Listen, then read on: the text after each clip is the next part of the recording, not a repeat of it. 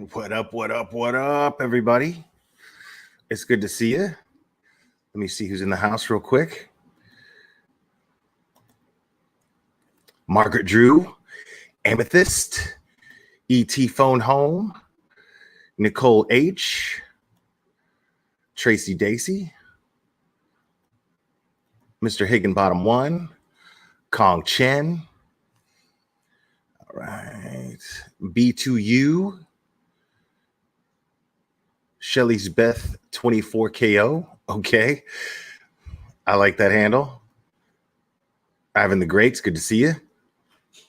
Amy Jade, True Crime Addict, Renee, Cherry K, hey, Todd Kimberly, Norma Thomas, Ashley Birch, Flower Child 66, Mandy BS, Felicia Summerco,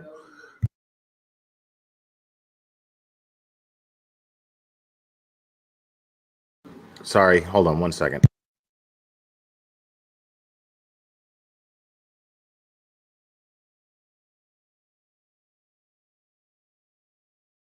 Hello, Julie Witcherman.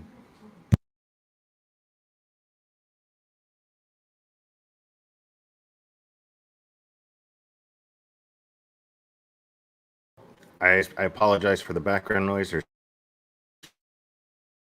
So I'll try to ignore it.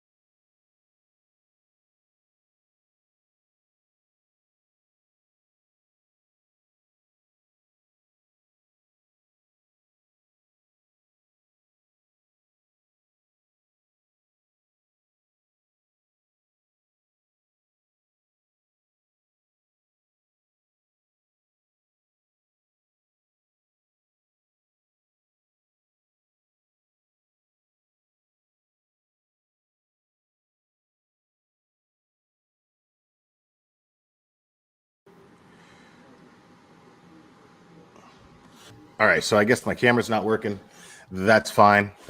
I'll be reading stuff anyway. Now, if you're interested, there's another channel currently doxing me at the moment. Which this is before I even get started on the deposition here, because there's a lot to go over, and I'm going to continue to go over it.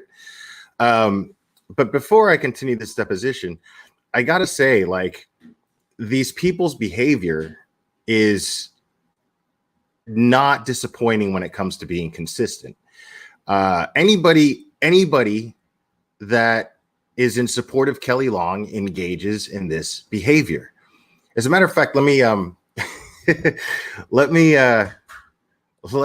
me go over something here real quick that I found really funny. I want you guys to get an idea of the type of people who K.Long's PR to. And so I know there's at least one that the PR firm feeds,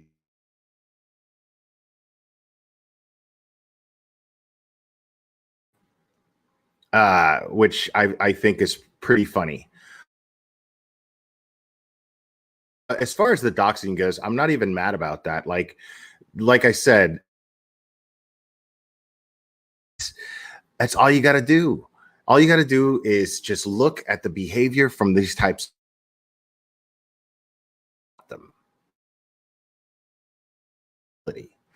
And Uh,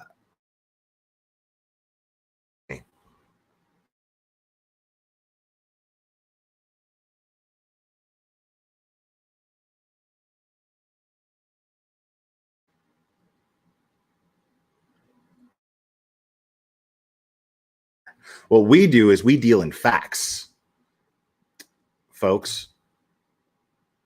We deal in facts. That is what we do here.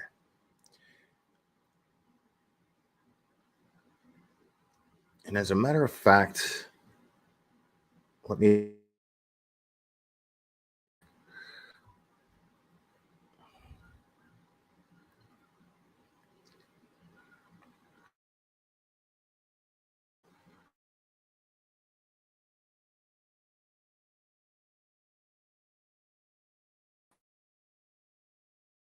apologize.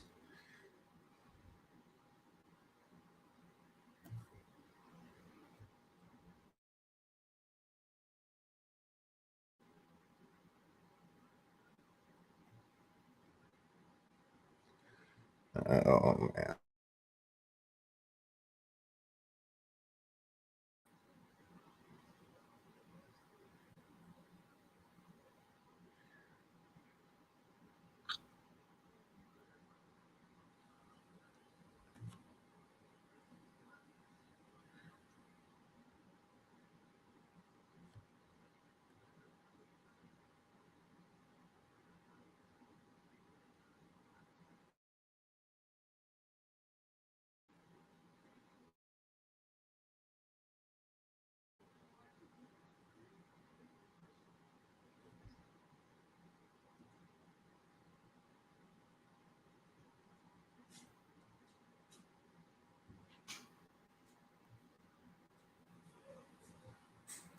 All right.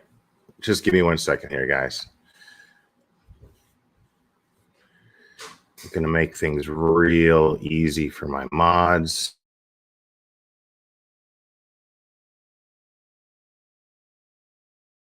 Trying to figure this out.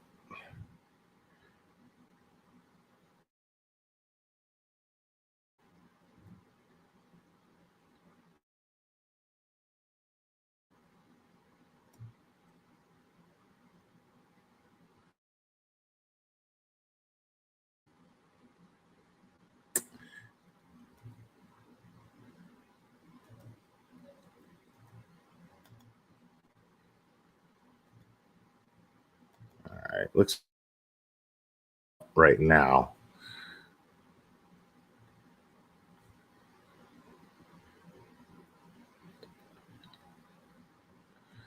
All right. So we'll let that go for now. We'll let that go for now.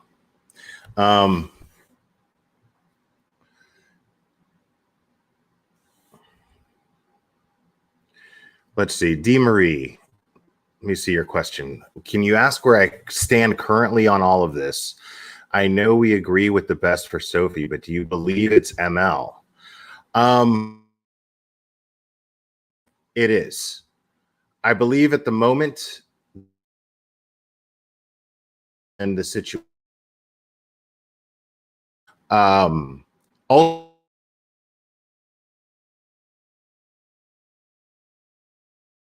It's like it falls on deaf ears no matter what I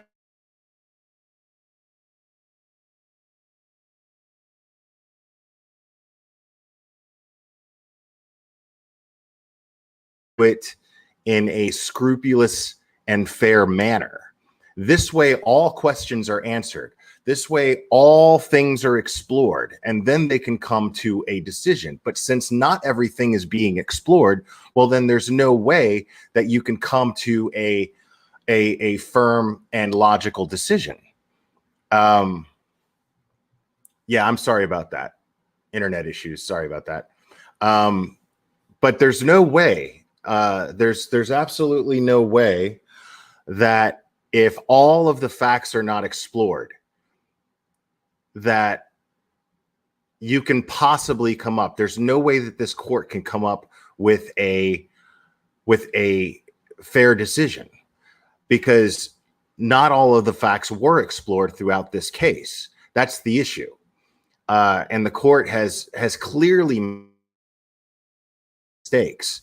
And I'm being kind when I say mistakes, because I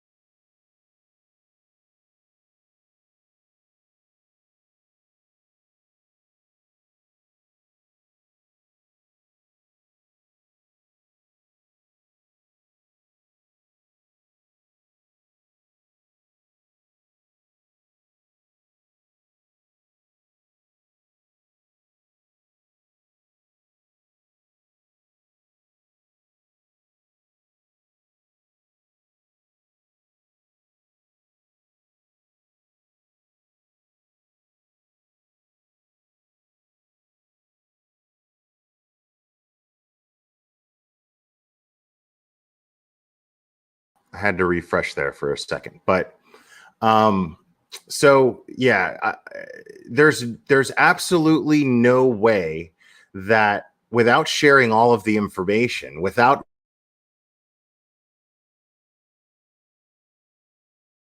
all of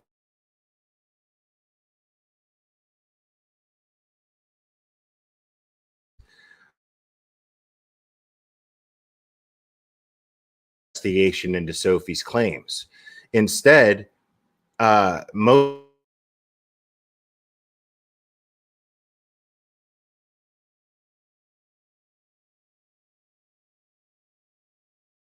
being that it, Sophie, that's just not happening, and it hasn't been happening. So what we're gonna do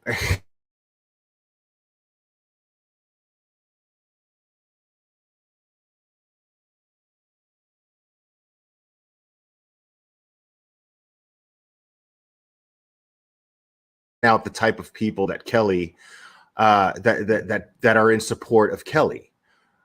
I'm going to share this clip right here, which I listened to earlier today, and I just thought it was hilarious.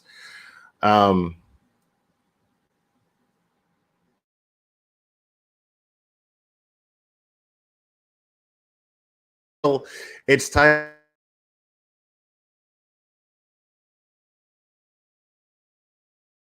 And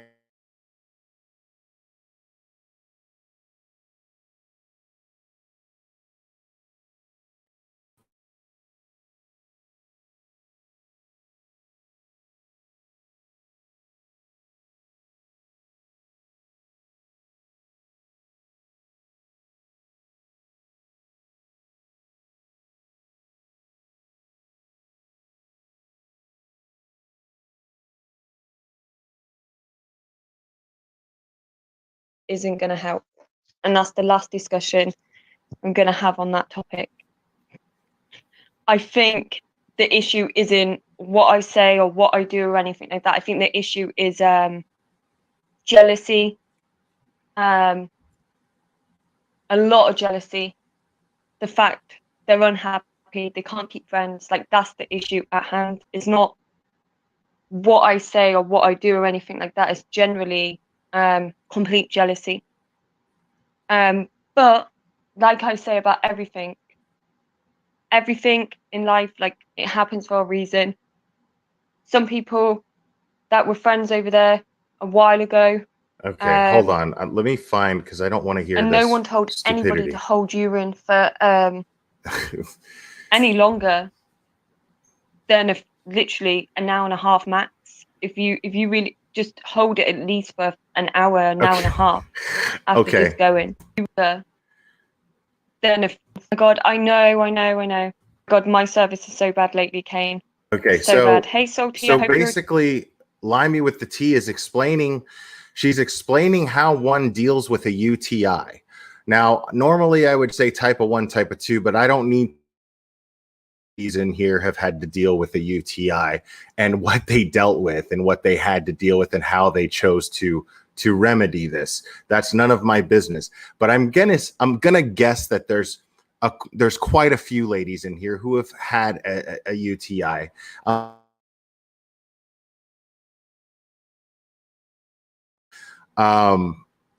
So right, this is what I'm getting at, Ivan the Great. This is what's really funny to me. I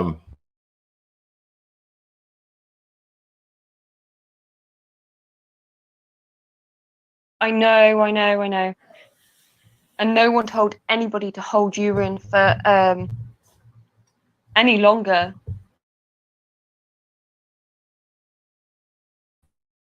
Just hold it at least for an hour and a half after just go.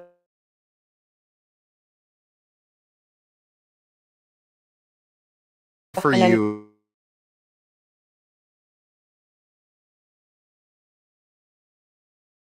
Once you go to the toilet,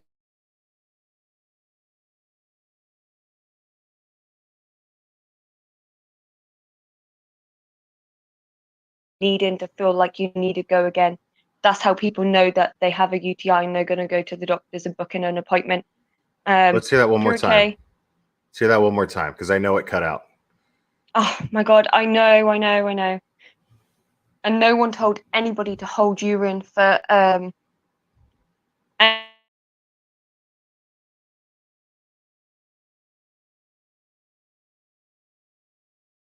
hour and a half after.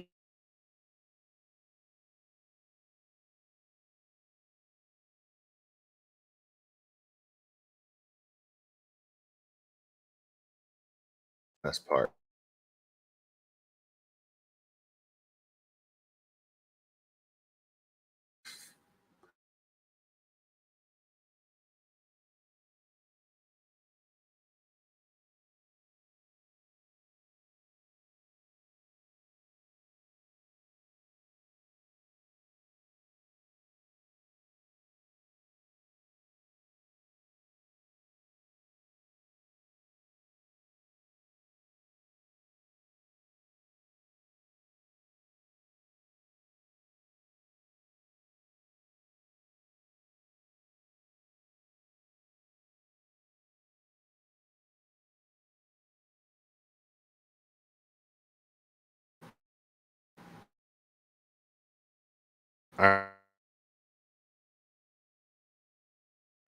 After just going. Don't keep going 5 minutes and then back to the toilet. You get off and then you walk away for 30 seconds and then you're turning back around and going back because it's a normal sensation. Once you go to the toilet, you relieve yourself. You go for obviously a wee. A UTI, the symptoms of a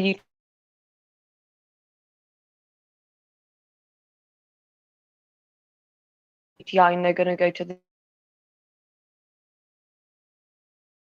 You can't get rid of a UTI infection by 2.5 hours. You can't get rid of a UTI that way.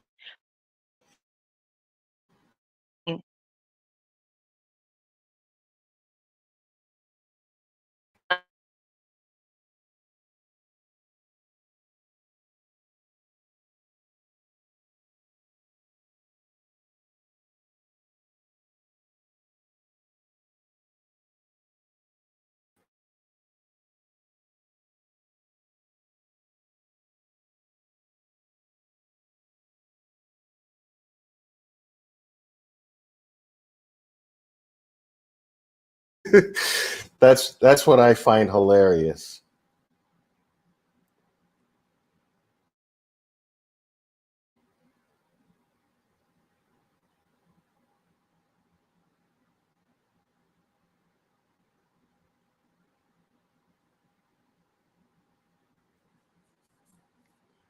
Hold on, sorry. I'm checking my bandwidth here.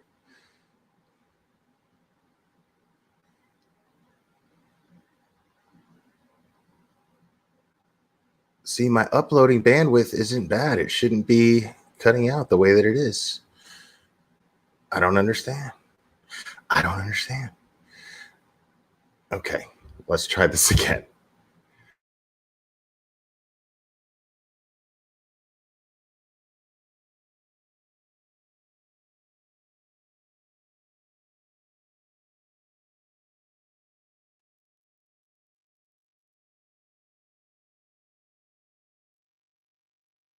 guy.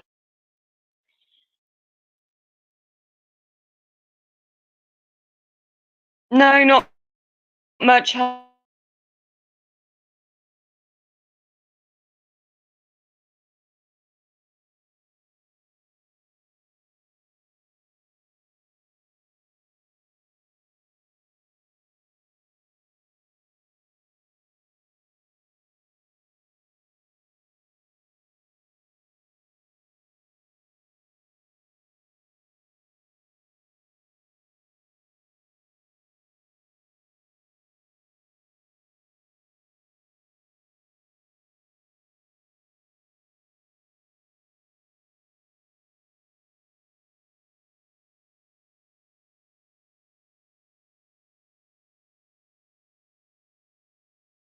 Okay, let's see if this works now, because it seems to be better.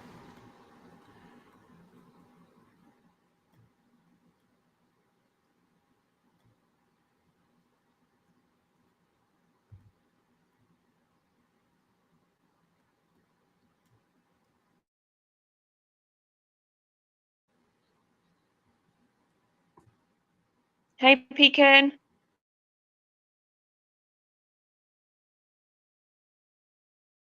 Do anything. And it would be an issue, like,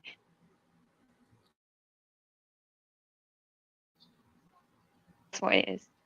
So her and her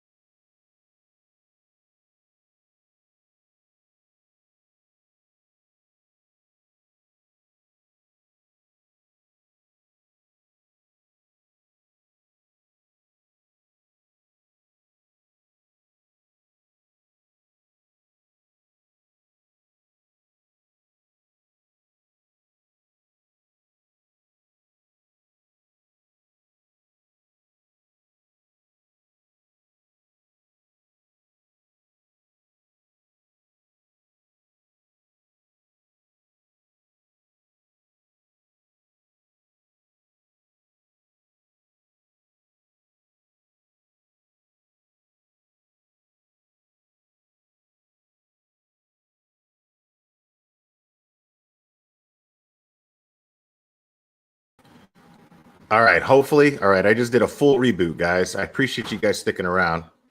Thank you for that. I am gonna get through this content.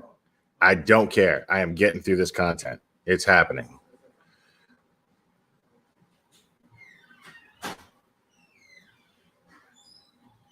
All right. So hold on one second here.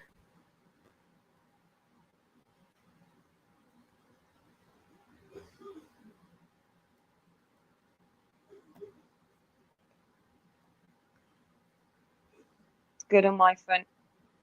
And I'm more than happy with where I am in life and with what I do Yeah, we online. bet you are. Just, oh my God, my service is so bad lately, Kane. So's bad. Hey, mine, Salty, I hope you're Limey. okay. So's mine. Oh my God, I know.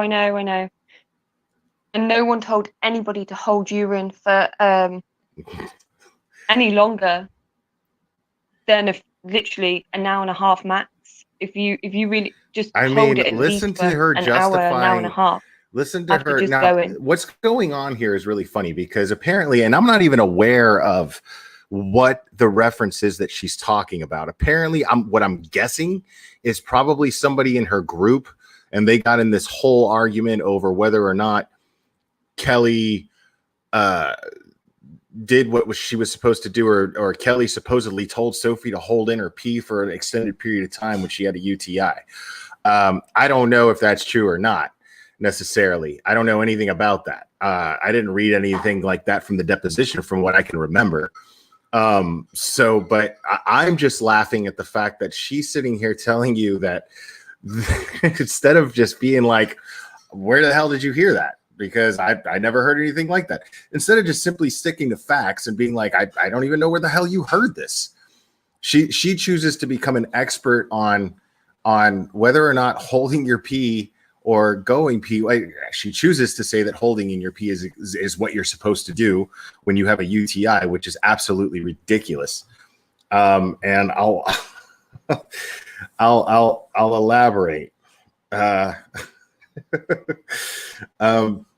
Because Kaylee, I gotta tell you, Google is your friend, okay? And it's not difficult. It's not difficult to simply just do about a second worth of digging.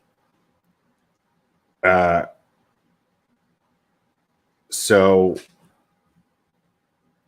and I'm going to go ahead and read. Is it working out here yet?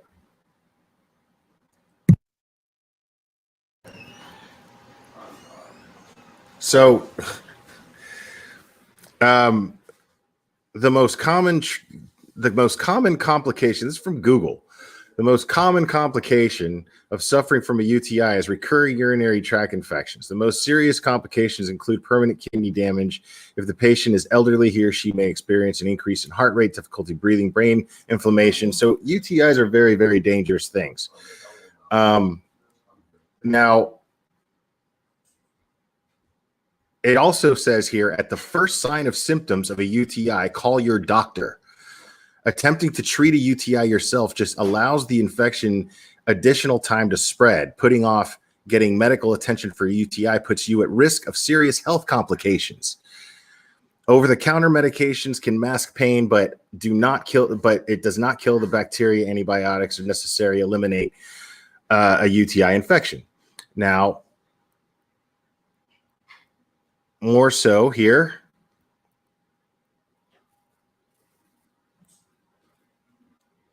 it says right here, do not, and I repeat, do not hold your pee. One of the symptoms of a UTI is pain when urinating. For this reason, it can be tempting to avoid using the bathroom. However, experts advise people to urinate to urinate as and when they need, or every 2 to 3 hours. So that's basically a max of every 2 or 3 hours. Holding urine in may cause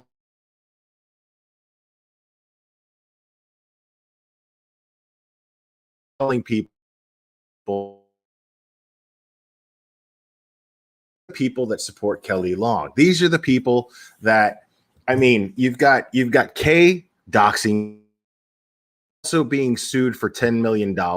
If you go and listen to Uncivil Law, which was a fascinating it was a fascinating stream, very short, very to the point. And he went over the recent the updates in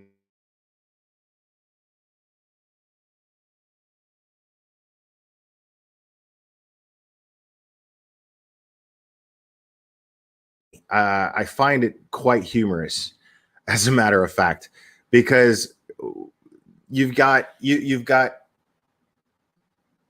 Miss Andriakios, you've got her attorney writing K and being very, very cordial, being very, very polite, being very, very kind. Um, and her answers are, stop harassing me. To court.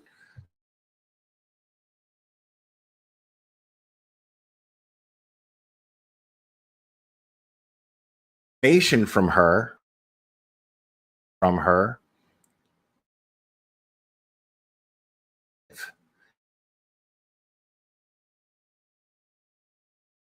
Not doing anything to help her case at all. She's being combative, and she thinks that for some reason this is going to help her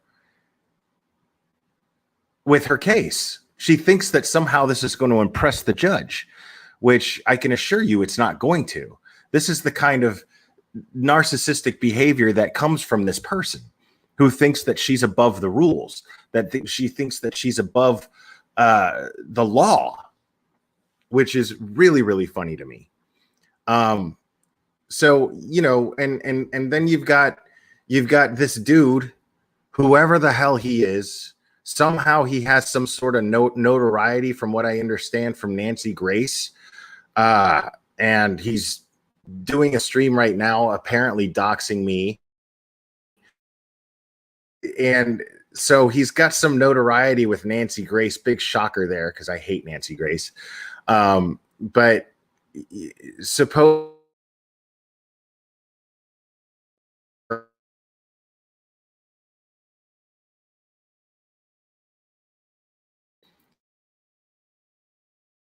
back at him when he's talking about me on his K.Long's brother and harass his family, which is, I find ridiculous, because there's no proof that Michael Long's brother is even involved in any of this. There's nothing to indicate that. And so he's calling and harassing people who probably have nothing to do with anything. And it's just sad and pathetic.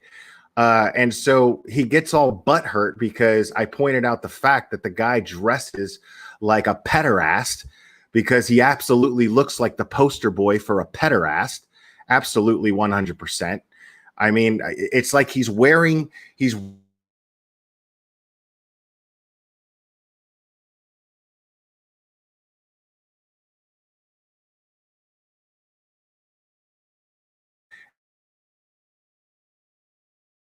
heard about it and decided to go live and dox me and lash out.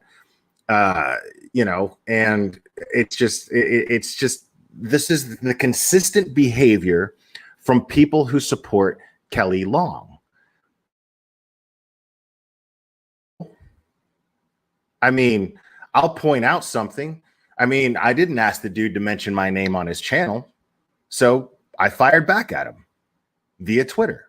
That's the game. That's what we do as creators. I don't have a problem with him doing a live stream talk.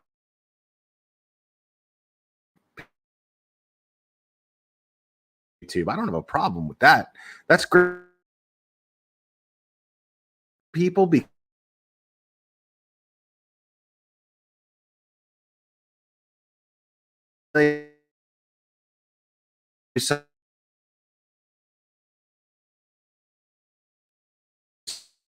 truth. And I am continuing I'm going to continue to focus on the truth. So of the deposition is going into this part of the deposition is going into now, as we know, there has been a CP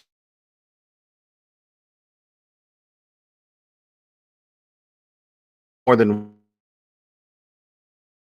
taken place into the home of K.Long, where she resides with.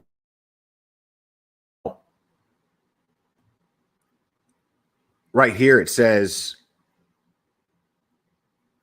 okay, so coinciding with that, Michael's attorney is saying, so coinciding with here, I'm getting a little ahead of myself. Late April of early May of 2000 on the records, right?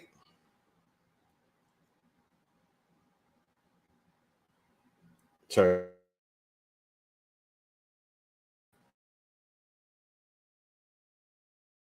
yes. She asks for to. I believe so. The next question is, well, do you have personal knowledge, or are you just making a guess? Told to me. Okay, somebody told you something? She says, somebody, a CPS investigator, told me that it was opened. Next question is, okay, and did they tell you why it was opened? She says, yes. She says, why did they tell you?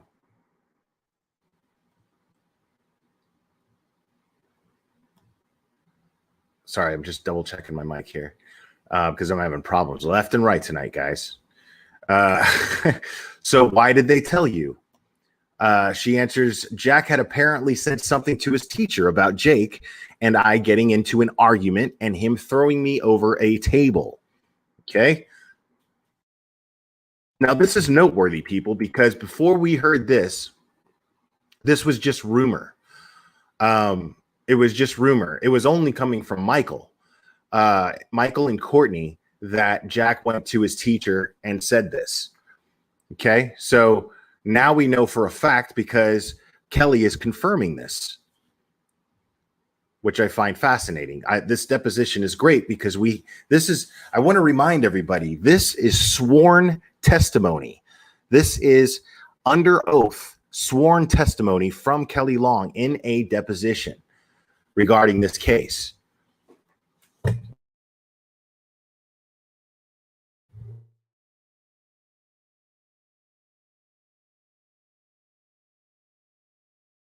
The next question is, okay,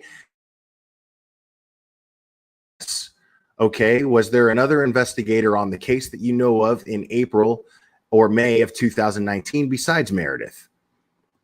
Kelly says no. Okay.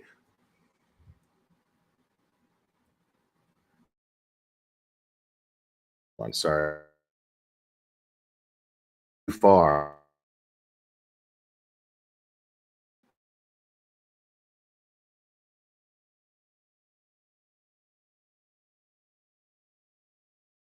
I can recall, she says. She says, okay. And at the time that was initiated, had you said anything or mentioned to Michael that there was fighting going on with Jake? She says, no. Okay. What was going on 19 with you and Jake? Very straightforward question.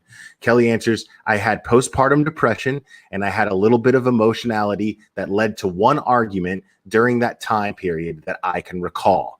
So this is interesting right here because this is a classic method of someone who's in an abusive environment and a victim of abuse is they blame themselves and they make excuses for the abuser.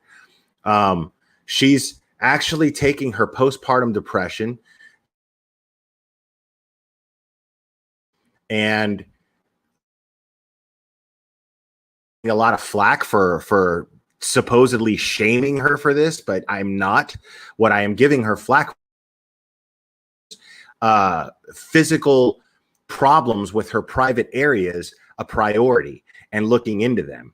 And postpartum depression is not an excuse to avoid your child's well-being, to avoid seeking the best care for your child. When your child shows signs of a UTI, what you do is you take them directly to a doctor, period. That's it. So I don't want to hear that postpartum depression is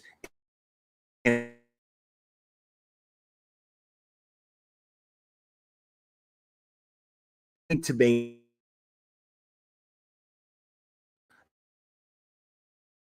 needs are met.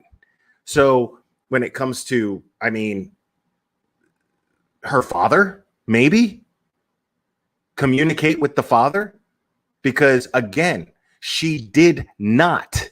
She said it earlier when I read this in this earlier part of this deposition a couple nights ago. She admits that 4 days after it was brought to her,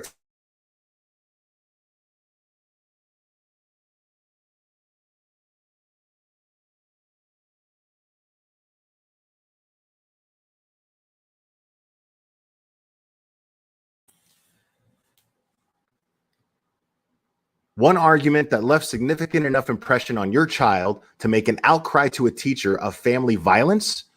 And then Mr. Routson objects and he says, form.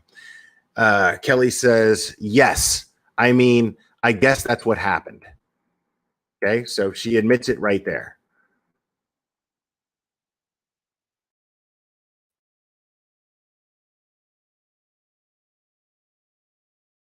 That much of an impression for Jack to go to his teacher and say something.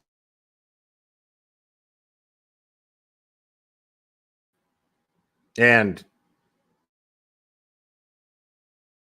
yeah, I guess that's what happened. So Miss Lishman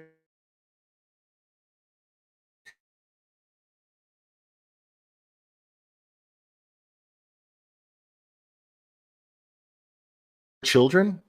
She says yes. She says that you have with Michael. So she's confirming, Miss Lishman is confirming, okay, so the 3 children that you have with Michael, to be specific. I know you also have another son. And Kelly says, I'm aware. I understand the question. Okay. And they also went to the daycare and did see Mowgli as well. I'm aware. Okay. And are you aware that they made all 3 children, Sophie, Jack, and Lucas, all 3 made outcries of family violence in your home to CPS? Kelly says, I was not aware of that. So at this point, because I'm assuming Miss Lishman has files, CPS reports, and she's basically saying that you're all 3 of your kids, not just one, but all 3 of your kids have made reports about violence in your home.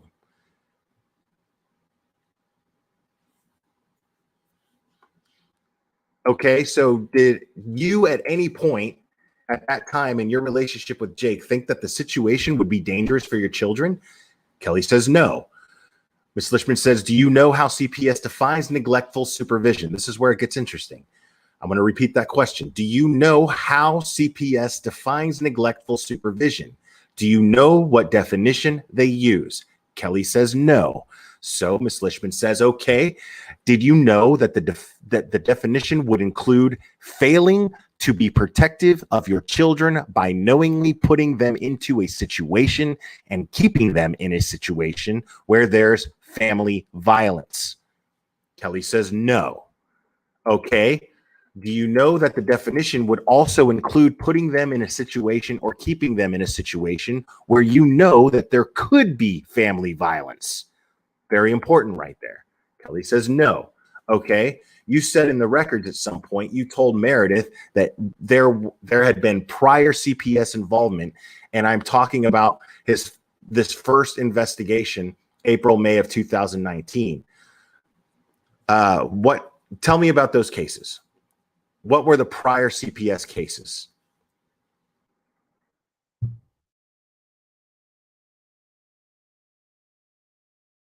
Kelly says, Michael made some threatening phone calls to me. Angels over a weekend with them, and the ground. And so I was like, she says, you called C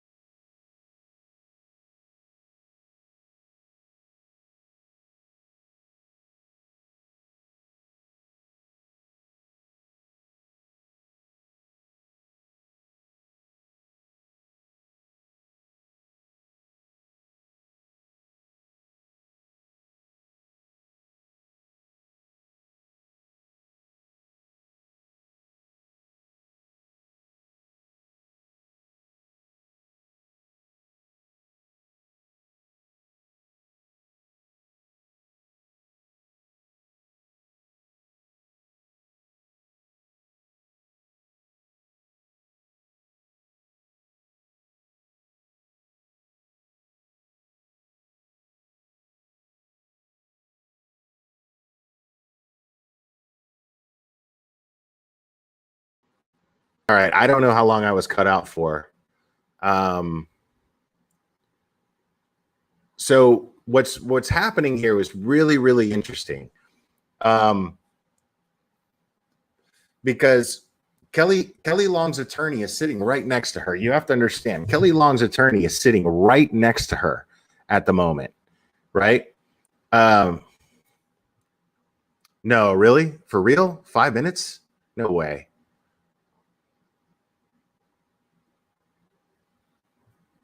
All right, I'm going to read all that again then. I'm really sorry about my internet, guys. And I can't tell when it cuts out because I'm looking at this paper. But what's funny is she's just repeating the questions over and over again. What she's doing is she's digging, she's asking a lot of the same questions over and over again to see if she gives a different answer. But the point that she's getting at here is that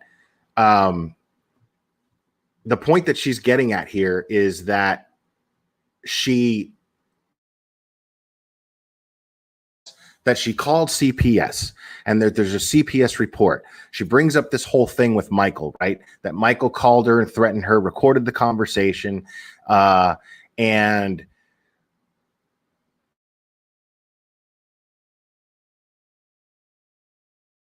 gave all that information to my attorney. I gave the call attorney, but her attorney, this is what's interesting. Her attorney's sitting right next to her and keeping quiet this whole time. But her attorney apparently never put it into discovery. I mean, this is damning evidence right here against Michael, is it not? This is damning evidence, apparently. So why didn't her attorney present that in discovery? That Michael is threatening her. And all of a sudden, she doesn't have it anymore. She's like, I gave it to my attorney. I don't have it anymore. Right? I mean, that seems a little suspicious. Is everybody still with me? Or what? Just checking, making sure everybody's still with me here.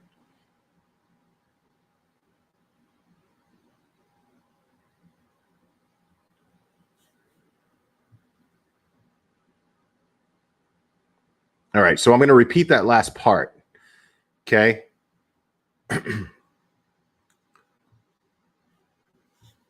Okay, so that would show any kind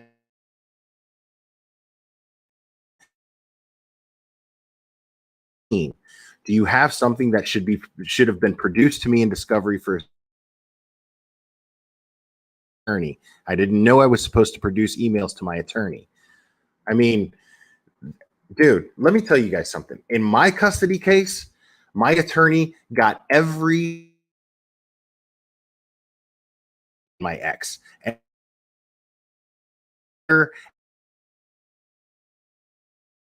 thing. Would you pick them up for success? Period. You do your job. Give me what I'm paying for.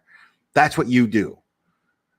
So for her to sit here and go, well, I didn't know I was supposed to give my attorney emails. What do you mean you didn't know?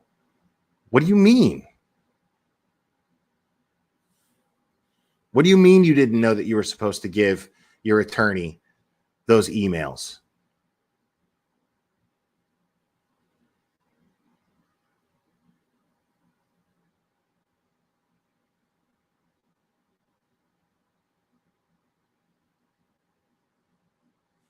Yeah, guys, I'm sorry about my internet, man. I don't know what to tell you about it. I'm doing the best I can here. If it is too annoying for you, then log off. But I'm going to continue. I'm going to keep going with this, and I'll repeat everything that I need to repeat if I need to repeat it.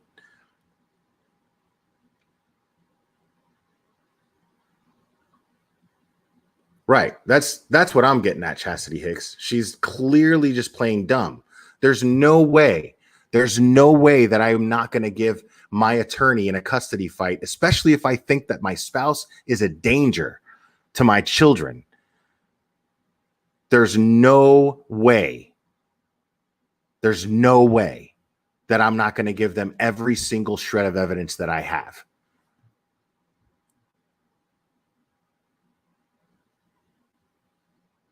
So she says, okay, so after this deposition, do you think that you can work with your attorney? And I'm not trying to, do his job for him, but that you can work with your attorney and make sure that I get a complete production that includes anything that you have of CPS records, to include anything that shows this 2017 investigation. She says, I don't understand the question. She doesn't understand the question. She's basically saying, okay, can you make sure that I have all of this? Can you make sure that I have everything that you need to prove your case? Can you make sure that I have all that? Can you confer with your attorney to make sure that I have all of that? Right? And she's going, I don't understand the question. What do you mean you don't understand the question? What are you talking about? You don't understand the question. So she responds, well, my concern too is that I've requested records from CPS, and so is your attorney. We have these records, but I don't have anything in my possession right now that shows this 2017 CPS case. So she says, okay. And yet her lawyer's not, her lawyer, dude, Routson's sitting right next to her. Now, I'm not a lawyer and I don't know how this works, but I would think that if I'm that attorney, I'm going, hey, wait a minute.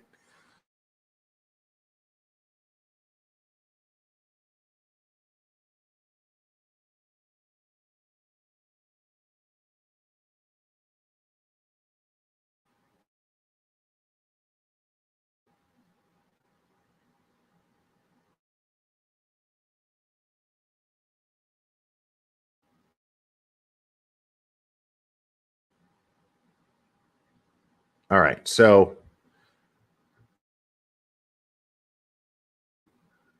CPS case, CPS apparently supplementing your production with that. Sure. She understood that question. So, okay, so your kids are saying to CPS that there's family violence in the home, and you are telling CPS it's all a misunderstanding, right? That fairly kind of summarize the two different things that CPS is being told in April or May of 2019. She says, I wouldn't summarize it as a misunderstanding. Well, from my records, you denied any sort of family violence, right? She says, that's not a misunderstanding. I'm just saying I wouldn't characterize it as a misunderstanding. No. So your kids were telling the truth. I would characterize it as something else, not a misunderstanding. But she knows if she's calling her kids liars, that's not a good look. That's not a good look at all. Thing that I can think of, Mac, the most logical thing that I can come up with. I'm trying to highlight your comment here, but there we go. That attorney is probably not going to say anything that might incriminate.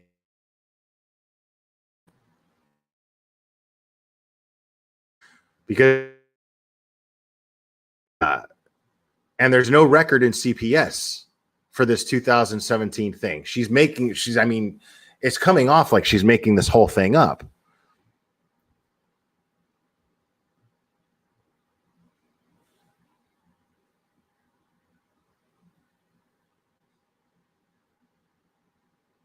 All right, so man, games back and forth.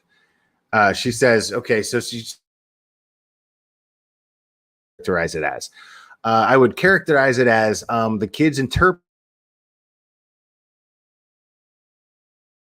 We go.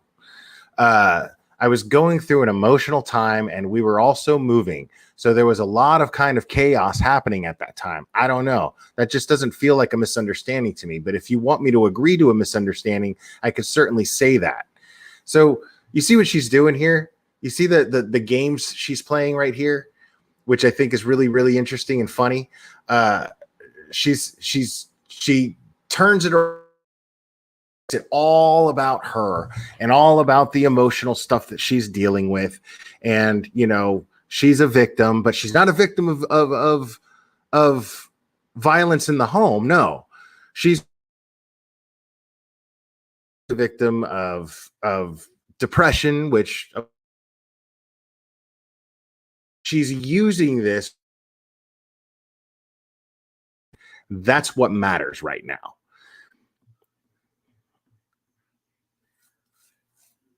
So she's saying there's a lot of chaos at the time. We're moving. She's just making excuses after excuses, and the question is real simple as far as like, you know, are your kids liars? Do you think that your kids were being dishonest? And she's basically going, you know, it wasn't a misunderstanding. Are you saying it was a misunderstanding? No, I wouldn't categorize it as a misunderstanding. I'm just saying that, you know, I was going through a lot. What does that have to do with the question? What does that have to do with the question? So she says, okay, all I know is what your kids told CPS. It saw the room when the argument took place. Okay. This one argument.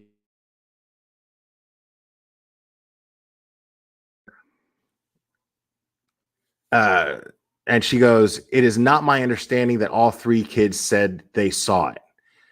Now, remember, guys, it's not the question of whether all three kids saw that argument. What she's getting at is that there's more than one argument that has taken place, because all three kids have stated that there is definitely things happening in this home that categorizes violent behavior. That it's a house of turmoil, basically. But the one argument was only Jack, supposedly. She's saying that nobody was in the room. She's saying that there's no way Jack could have.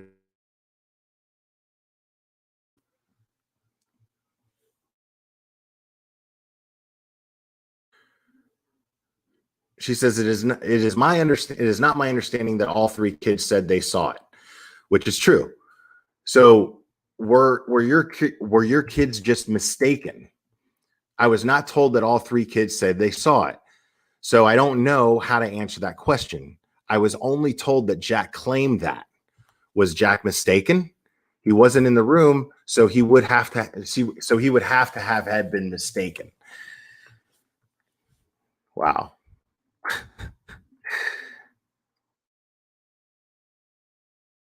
I mean, she's saying he wasn't in the room, but yet he's the one that went and got it. That makes no sense.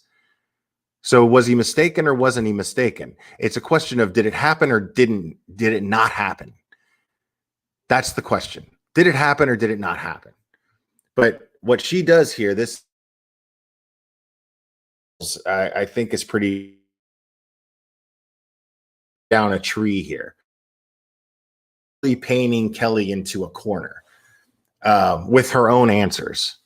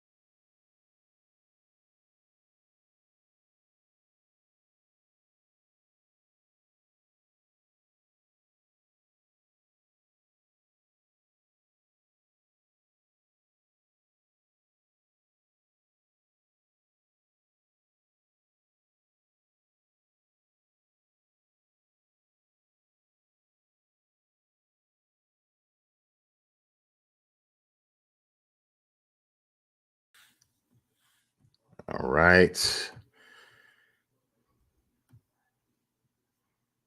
Yeah, I know, right? I wish I had some sage. I'll take anything right now.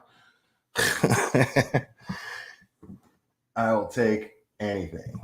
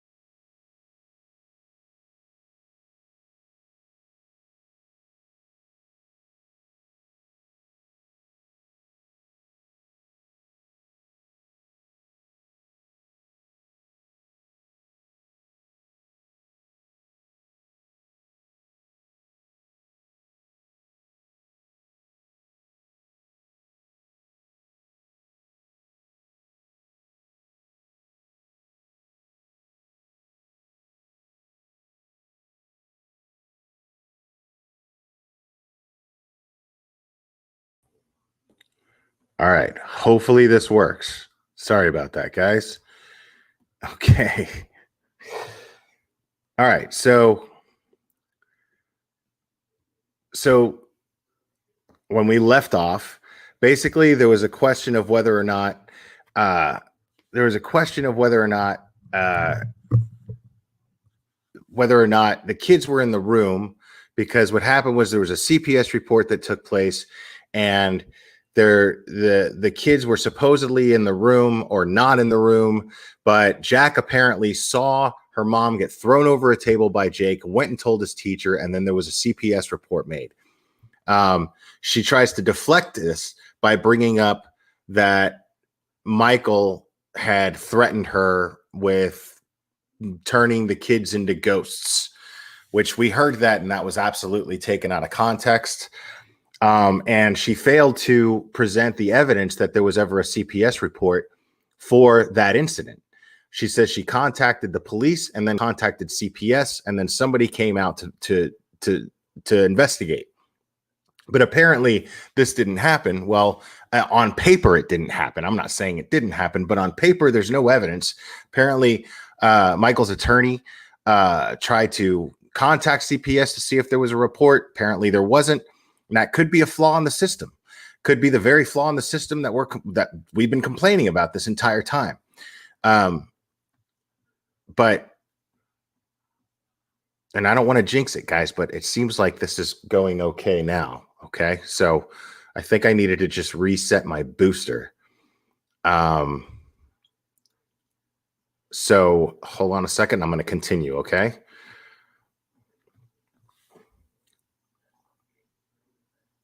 All right.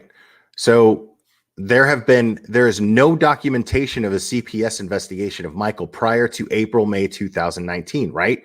Are you aware of it? Other than what you were saying, that you had like a card or something? She says, well, I talked to the investigator, CPS investigator that came and spoke to Michael and Courtney in Como County. She said that she spoke to them and that they have some, I can't remember the exact phrase she used, but some perhaps like outlandish beliefs and spiritual rituals, but that the kids were not in any immediate harm or physical danger. And then she also communicated to me that she is friends with Courtney's parents, but that she discussed it with her supervisor and they had decided it was not a conflict of interest. And I wish I would have known more about CPS at the time, because I probably would have pushed back on that a little harder, since the case seems to have disappeared, according to you. But according to her attorney too. Like, see how she's trying to deflect again. She's saying, well, according to you, the case disappeared. It's gone, right? But the case, I mean, she says she gave it to her attorney, but yet her attorney's just sitting there dead silent, not saying a word. And probably for the reason that one of the people in chat here mentioned, she probably doesn't want to incriminate her client, or his client, sorry.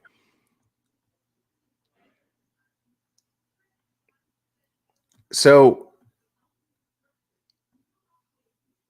and she says that, you know, this is that blank person. Yeah, no, it was whoever the investigator in Como County was. So somebody besides. So now there's another person, somebody besides that person. Okay. So she says that person that she mentioned before is in Colin. I realize it's confusing. I just don't want to name names that I don't have to here. She says that initial person in Collin County is in Collin County. So she had to refer it down to Como County.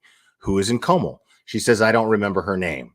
Did you have that documented anywhere? No, I just spoke with her on the phone. I'm sure I could go back and pull up a bunch of phone records if I needed to.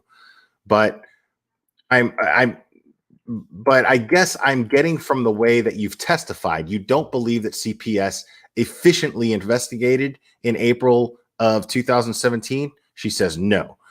And guys, that would make us hypocrites if we didn't consider that a possibility, wouldn't it?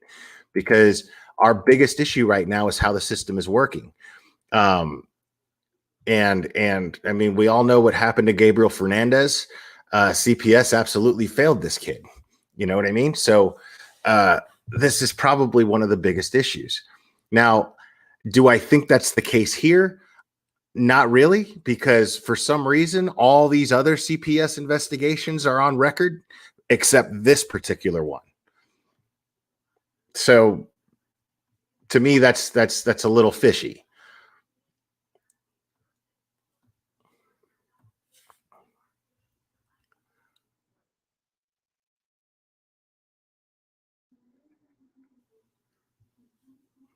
All right. And here's a good question. Did you feel like your children were in harm's way of April of 2017?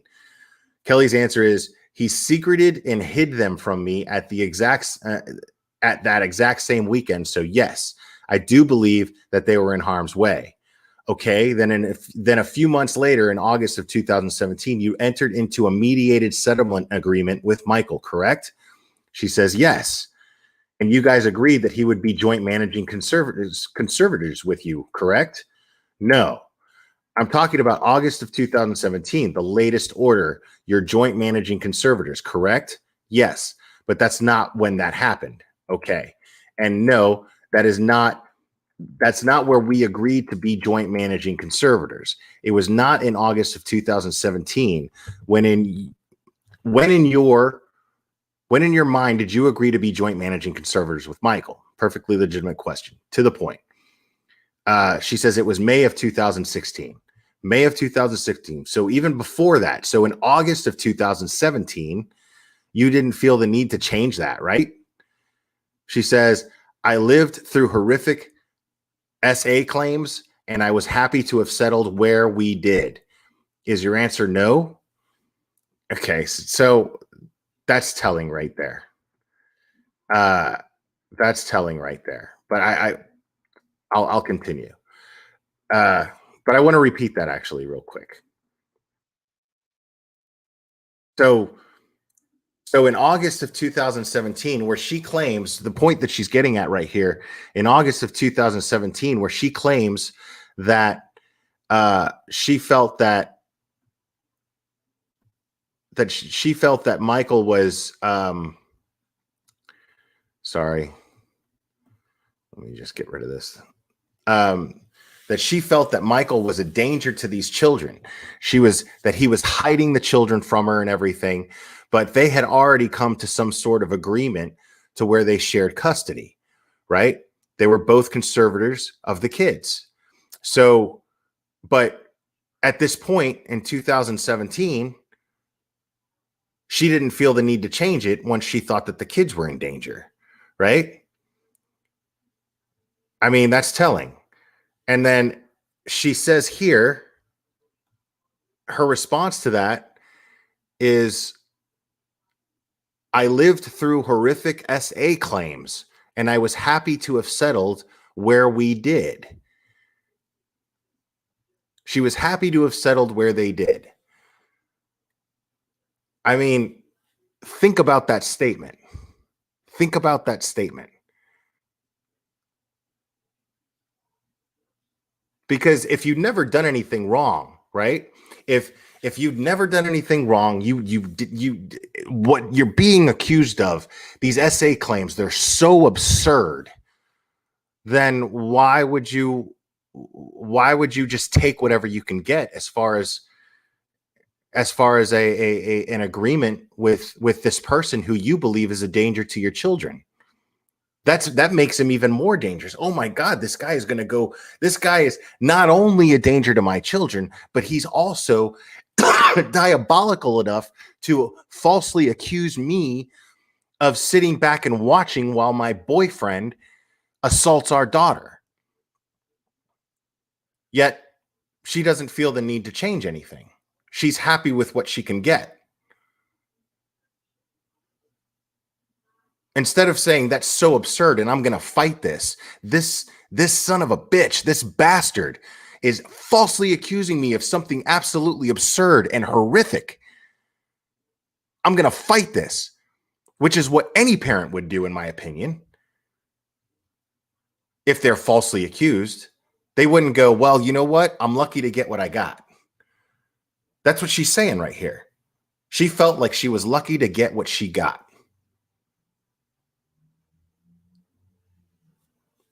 I mean, guys, how are you not seeing this?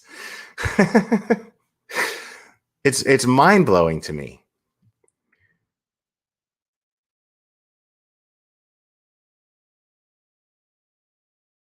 And so she says, so is your answer no? And she says, repeat the question one more time. I'll move on. After August of 2000, smart move too, because that's exactly what I got out of that. I got the answer I wanted. I'm moving on. After August of 2017, when you did the mediated settlement agreement, was there any time between that time period and let's say April or May, when CPS started investigating you, that you felt like Michael was putting your children in harm's way? Yes. And when was that? Several times over the course of those, 2 years? She says, tell me about it.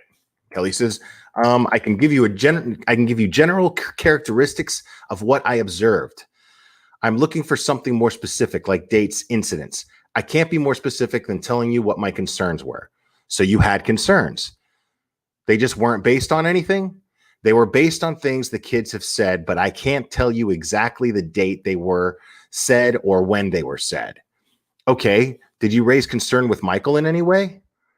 I was trying to approach co-parenting as not critiquing every little thing that the kids might report back to me, because I didn't feel like that would be conducive to a co-parenting relationship. So Ms. Lichman says, so objection, non-responsive. And then Kelly frustratingly, obviously, is okay. And then she goes, okay, well, do you remember the question? And then she says, the answer is no. The answer is no. Okay. And there was no time between August of 2017 and April or May of 2019 when this first investigation of you started that you felt the need to withhold the children from Michael? Let me repeat that question.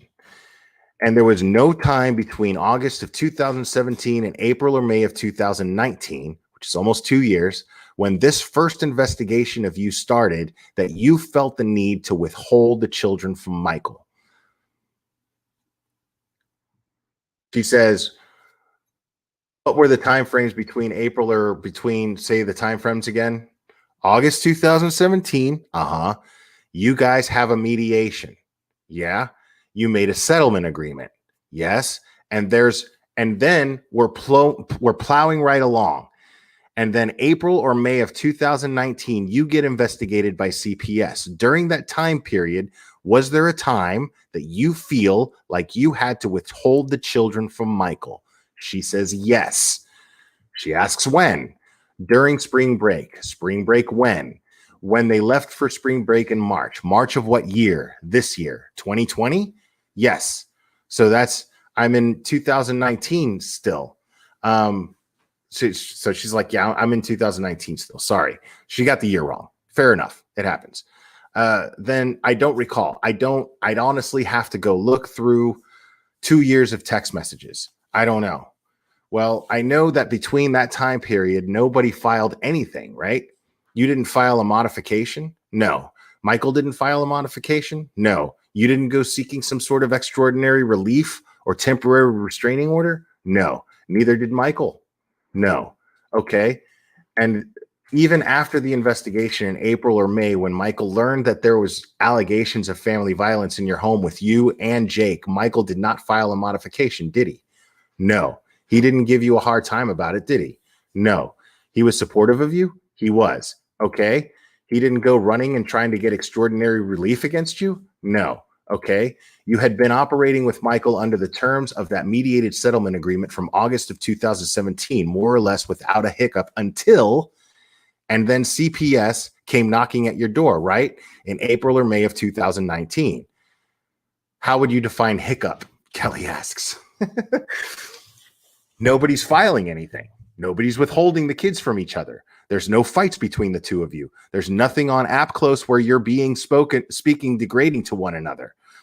Now, just to remind you, AppClose is that application that is court ordered where two parents that are in a custody dispute or a divorce, they're required. Well, usually it's a custody dispute. If you're going through a divorce, you shouldn't even be talking. But when there's kids involved, there's co-parenting involved, and the AppClose is to ensure and monitor how you guys are handling your co-parenting. It's court ordered, and they get to look at everything. Everything is admissible in this case. So she says there's nothing on AppClose where you're speaking degrading to one another. There's no major issue and no litigation between that almost 2-year period, correct? No, that didn't start until March of this year. Well, that's not what I'm asking you, though. No. Nobody was calling the police on each other, right? No, it was wonderful. Okay. And you're aware that there's this current court case, obviously pending in Collin County, that Michael filed July of 2020, this year, a few months ago. She says, yes. Okay. This is the time period, okay, between August of 2017 and your MSA and July of 2020 when Michael filed the current modification. No order was formally entered on that MSA until July, right? No. Okay. Does that mean like when it's entered into court? She says, and I can, Ms. Lishman says, and I can show you, we don't have to mark this. Kelly says, I'm sorry. I don't know the legal terms. I just want to make sure I'm answering this accurately. Understandably so. I would be doing the same thing.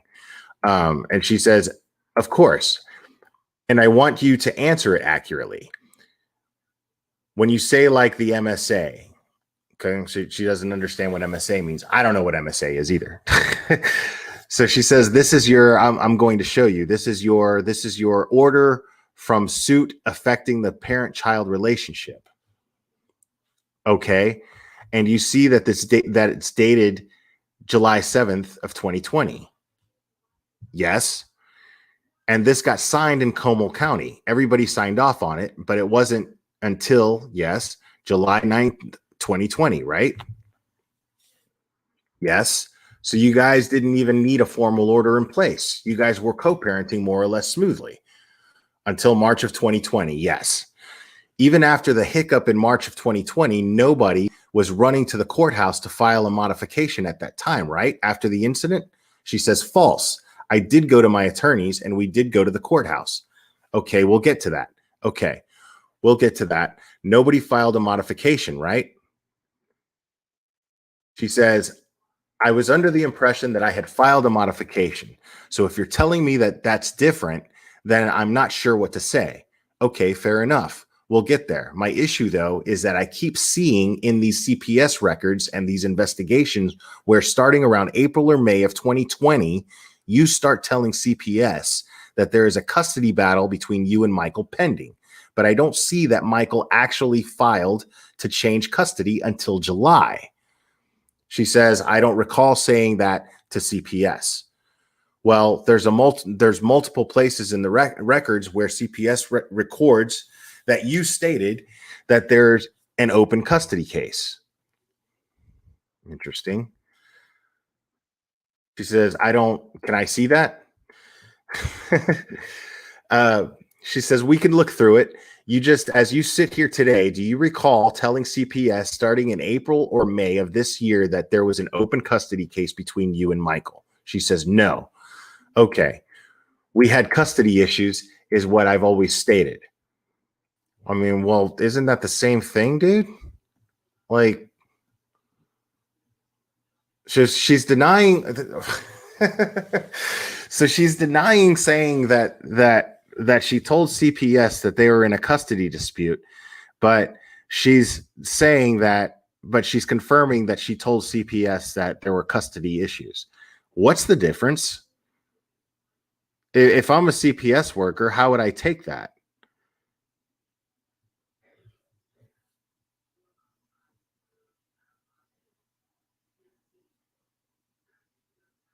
Oh, is it still cutting out, guys? I'm sorry about that. I thought it was doing better. Because on my end, it's showing that that I'm getting the full signal. So, but I'm going to keep going.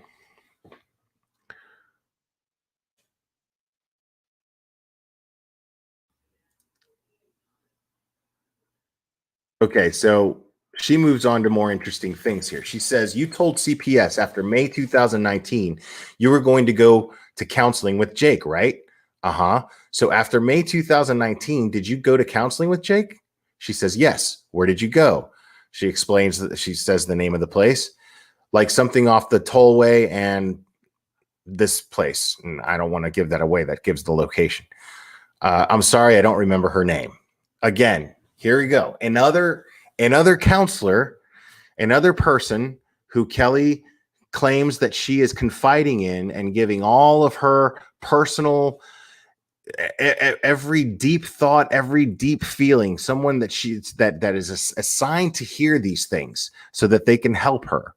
And in this case, help her and Jake and their relationship. Yet she doesn't know the person's name. For some reason, she just doesn't know the names of the people that she is seeking counseling from. Why is that? I find that very, very strange.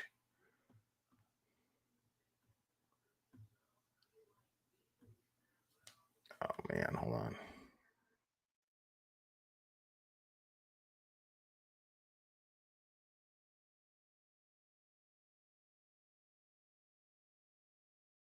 All right, so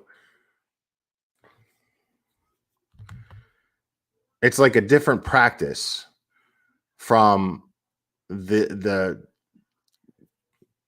I'll say BT is the name of the place, the BT medical doctor. And she says it is different. It just happens to be the same name. So BT and it's a counseling group. She says, I would assume I only saw one. Who did you see? I don't remember her name. And Jake went with you? Yes. Did you do all of the sessions together? We each had individual sessions also. Did you do any sessions together? Yeah. So you were each seeing an individual counselor. It was the same person saw us individually and together. And together. Same person for individual, and you don't remember their name. I don't. Do you remember how many sessions you did? I don't recall the exact number of sessions.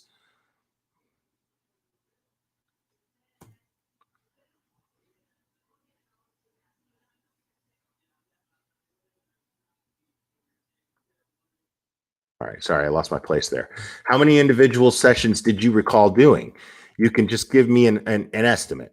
I don't recall the exact number of sessions. I don't want to misstate it. Was it like less than 5? I don't want to misstate it. I don't know. I don't remember. Were you going weekly? I don't remember. Were you going monthly? I can't say definitively one way or the other. I don't remember. So she's basically, instead of pleading the fifth because it looks guilty, makes her look more guilty, what she's doing is lying. I mean, she's just straight lying here. How do you not remember even roughly how many times you went to see this counselor with Jake? I mean, come on. I mean, it's clear that she's playing stupid. It's clear that she's playing stupid.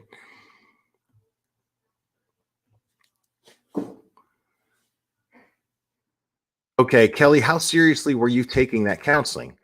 I was taking it seriously. But you can't remember who you were seeing or how many sessions you went to or how frequently you were seeing them? She says, considering what I've been through since then, no, I can't remember. BS, come on. So you were taking it seriously, but you can't remember anything about it. How about this? How soon after the CPS case got closed did you contact BT and start the counseling? We had already contacted them. When?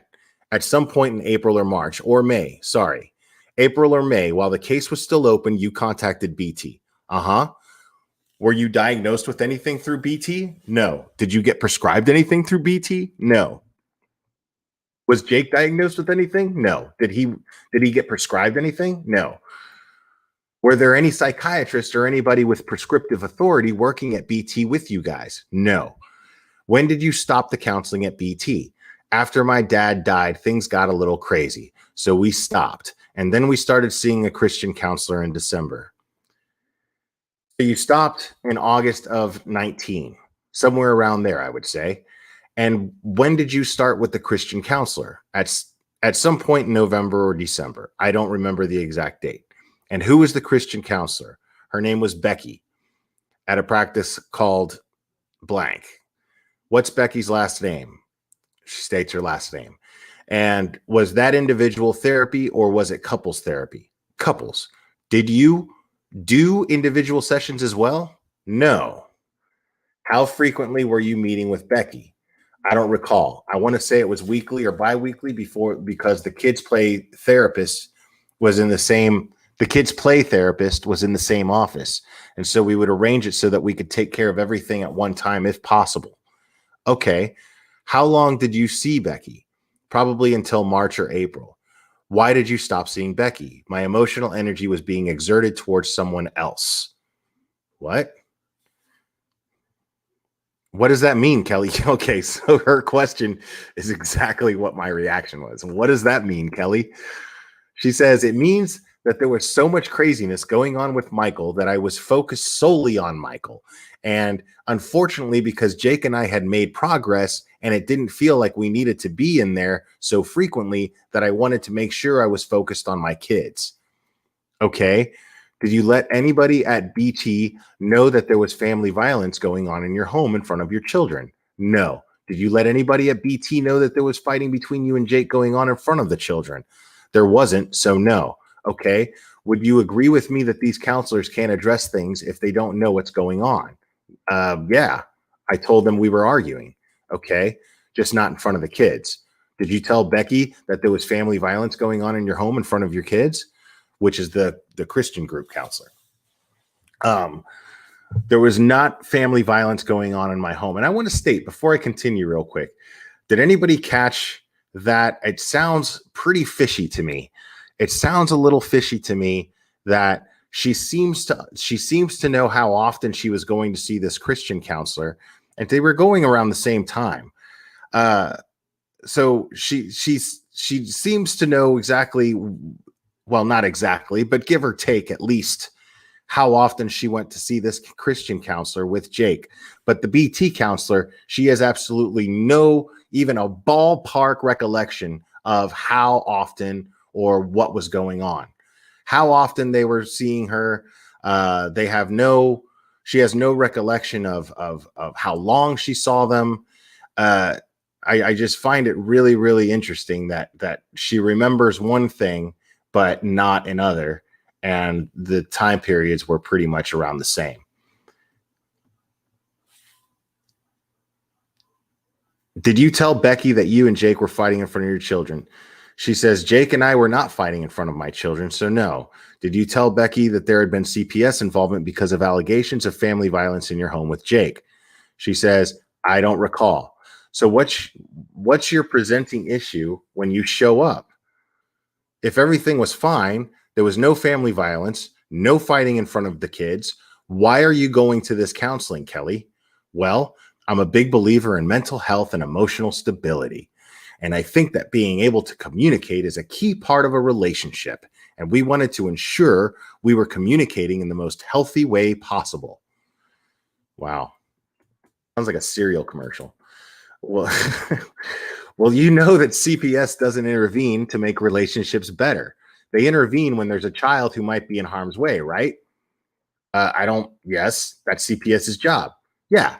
And CPS asked you to do counseling because they were concerned that your relationship with Jake was having a harmful impact on the kids, right? Mr. Routson objects. Form. Go ahead. So Kelly says, I can't speak to, I don't know why CPS recommended it. I would have to speak to them, I guess. So Ms. Lishman says, do you have any guess? I would guess that if there's an allegation that they want to make sure that they make a recommendation so that someone can continue to better themselves. Dude, CPS don't care if you're bettering yourself, man. CPS cares if you're putting these kids in danger. That's all they care about. She just made that point. CPS came to your home initially on May the 2nd of 2019, okay? And the records show that you immediately just started talking about Michael from 2017, okay? And I'm going to ask you a question because it seems a little out of place to me. You understand that the first case was opened. It had nothing to do with Michael, right? You would agree with me? Yes. Okay. So why are you talking to CPS on May the 2nd of 2019 about Michael when the issue is the allegation of family violence in your home in front of your kids with Jake? Excellent question. You guys, you got to understand that this is method, okay? This is what she's doing is she's getting her to talk and answer questions as much as she possibly can so she can get back to brass tacks and basically leave her no room to make anything up. Basically, she's cornering her with her own words. She's basically saying, you said this. You answered this correctly. So there's a lot of digging that takes place here from Miss Lishman. And so what she's doing is she's using building blocks of answers so that when she comes to a certain point, she has to straight up say yes or no. You know, she's cornered with her own words. So why? That's the question. Why? Why if CPS is there to make sure that your relationship is with Jake? Because the fact is she just went into this whole spiel as to CPS recommended that you go to counseling with Jake. So the issue isn't Michael, it's Jake. It's her relationship with Jake, not Michael. Why would CPS recommend that the two of them go to counseling? Right? Because the issue is whether or not there's family violence in the home. So, so I'm going to repeat her last question. So Ms. Lishman says, okay, so why are you talking to CPS on May the 2nd of 2019, right? 2019 about Michael, when the issue is the allegation of family violence in your home in front of your kids with Jake? And then here we go. I love this. Because Michael had spent 2 months sending me harassing text messages over app close. So I'll see those in app close. Yeah. Okay. I've reviewed those. Can you tell me what dates you're alleging there was a harassing message? Yeah, you can look from March of 2020 probably until today. And what do you consider harassment? Messages to all hours of the night, messages demanding to know everything that is going on in my personal life, people that I've contacted, messages that are, alleging things that he has no factual knowledge about. I mean, when you speak to someone when you speak to someone in an intentionally intimidating way, I think it can be construed as harassing. Okay, I'll look for that. Okay. So for some reason, even though the issue is family violence in your home in front of your kids with Jake, you felt like the more pressing issue for CPS to know about on May the 2nd of 2019 was Michael. I was not informed that this was the case, that this was what the case was about. And do you deny that there was any and all abuse between any and all abuse between you and Jake? And she says yes. Okay, so that's interesting. Let me go back to that real quick, guys.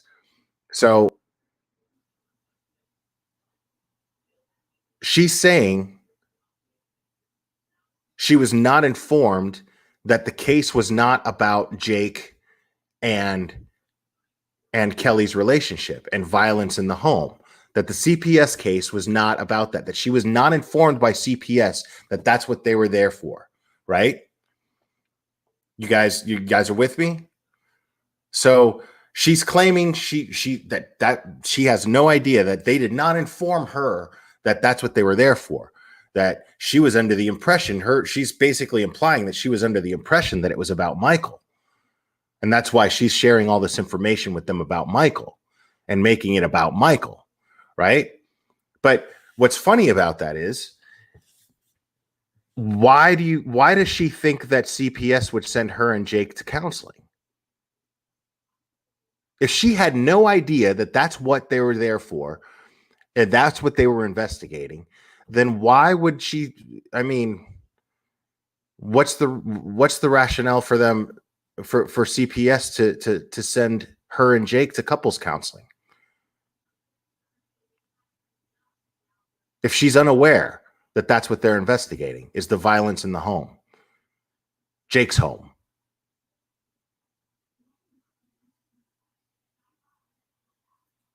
I mean, come on, dude. Like, what do you need to see that this woman is just straight lying? Like, I'm going to keep going. Maybe not. I mean, I'm going to read a little more tonight, but I'm going to keep going with this as long as I have it. I'm on page 91 out of 285 pages, guys. Out of 285 pages, I'm only on page 91. And so far, she has been lying consistently throughout this entire thing. Lying and deflecting consistently.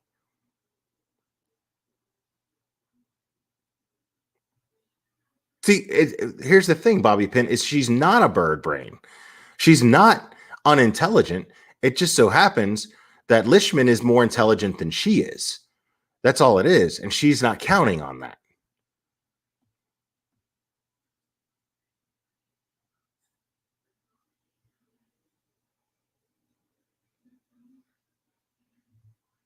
I mean, people. People. Let's get real here.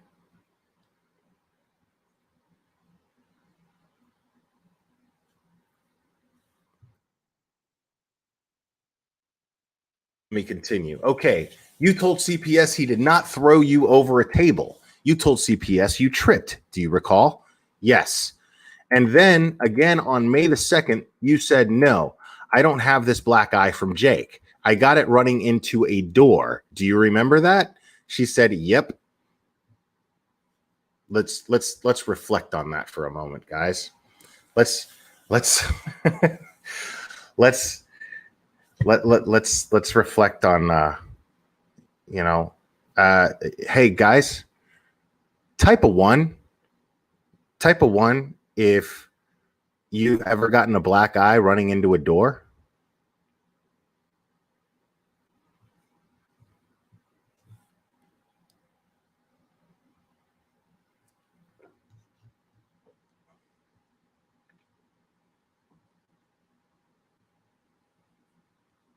Type of one if you've ever gotten a black eye running into a door.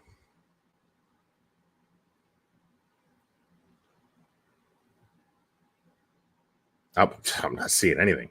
Okay, now, now type of one. Okay, forget that question because I see nobody's typing a one. Like one person did, and Mary, quite contrary, get some glasses. I wish you the best. I hope you're okay. Now, type of one if you've ever heard, like in a movie, anywhere, if you've ever heard someone who is an abuse victim use the excuse that they ran into a door or a doorway or a wall to explain their black eye. Type of one if you've ever heard that excuse or a similar one to it from an abuse victim.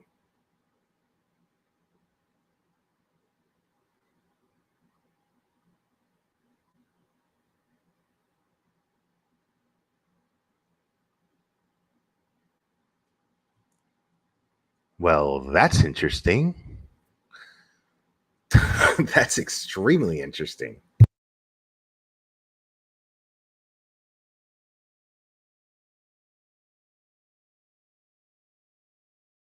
Fascinating, as a matter of fact.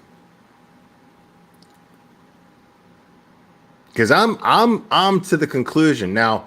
I think it remains to be seen whether or not Jake is guilty of SA against Sophie. I think, like I said, there needs to be a thorough investigation that needs to take place. It has not taken place yet. That's all we're here trying to do, is trying to make sure that law enforcement does their job, and make sure that law enforcement doesn't not only do their job, but don't do things that are completely unethical and unprofessional and try to counter that job being done. But I will say this, whether or not Jake is guilty of SA remains to be seen. Is Jake an abusive piece of shit? I'm going to say all signs point to yes.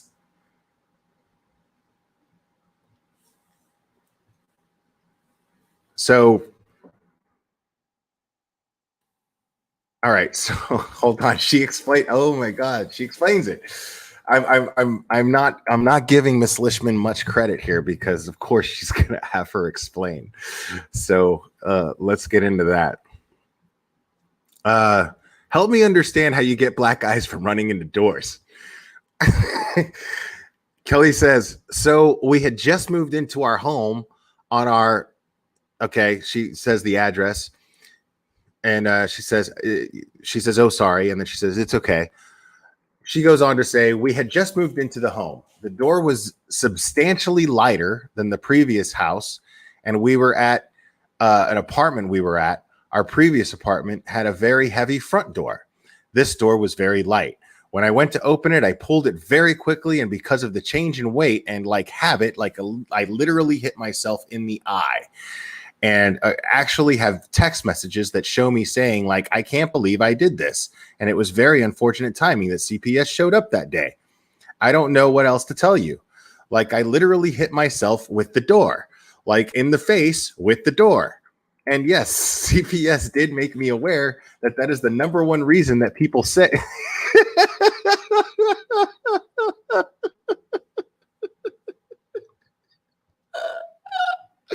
I'm sorry. Hold on.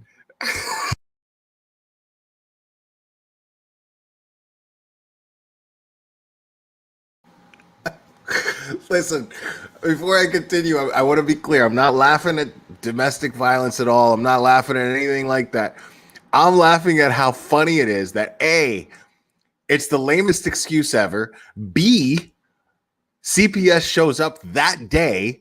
And C, CPS goes on to tell her that, hold on, let me read it. Because I read it in my head and I didn't read it out loud and I busted out laughing. I'm sorry. She says, and yes, CPS did make me aware that is the number one reason that people say that they have black eyes in violent situations. But I can do nothing but just tell you that, like, it's what happened. So what a coincidence. So the CPS worker's like, that's like the number one lamest excuse. It's the most used excuse and it's the lamest. Partly because it's the most used excuse. And you're sitting here in my face telling me that that's what happened. Like you ran into a door. Awesome.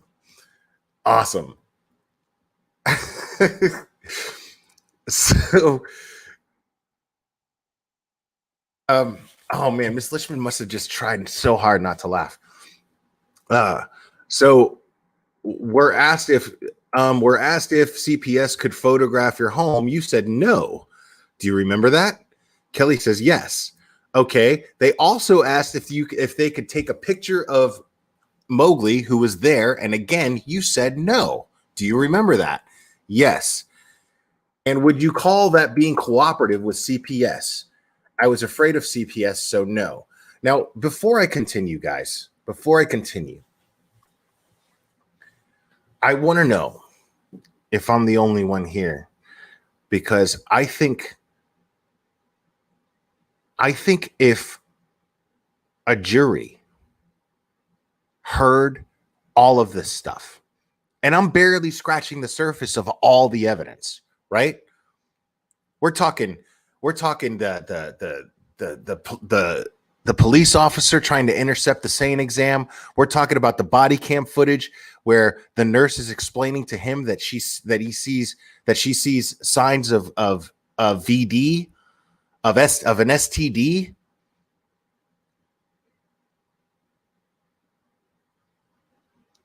Yeah. Oh, let me address that real quick. This is off the subject. Let's take a little break from the Kelly thing.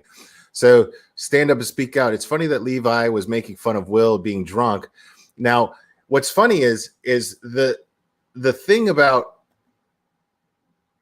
the thing about that that clip that he played of me drunk. Yeah, I was absolutely drunk, but I was so drunk that I forgot to privatize that Patreon stream. I usually leave up my Patreon streams for as unlisted because they're Patreon only, and I usually leave them up for about 24 hours in case some of my Patreon members can't catch it live and they can catch the replay. So they have the link. And I left it unlisted and somebody shared it, which I guess that's going to happen. But somebody shared it and so he played it. But I want to be clear about something. They're acting like that's something to make fun of me for. And the fact is the only times that I ever drink anymore is when I do Patreon streams. And that's actually what you're signing up to Patreon for. That's actually my gimmick. Instead, I do kind of instead of drunk history, you know, the show Drunk History, I kind of play off that, but I do drunk true crime.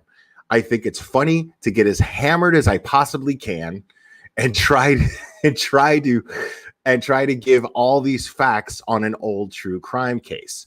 And so my Patreon sign up for that. They pay for that. So you got a clip of me delivering exactly what my Patreon members pay for. Congratulations. I'm not even trying to like, I mean, it's just really funny.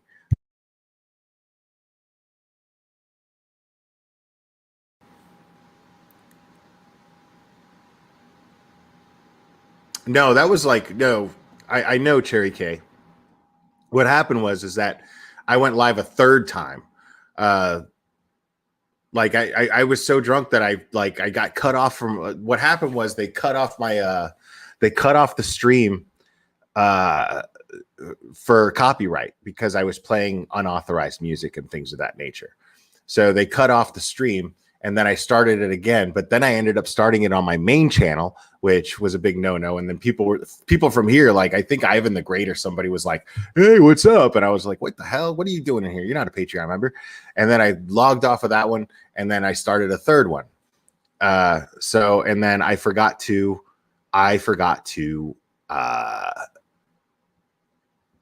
privatize that one. But yeah, that's the thing. Yeah, and I'm particularly proud of that last one because it was top shelf, man. I was drinking 12-year-old Scotch, single malt. That was good stuff, and I was wonderfully hammered. But what I didn't do is I didn't go into somebody's chat all wasted drunk and start doxing them all angry and crazy like I pointed out last night when I went live. Okay, and they got notifications for the third one. Yeah, anybody, I guess, yeah, you would get notifications for the one that for the alt channel if you're subscribed to the alt channel. I guess that would happen.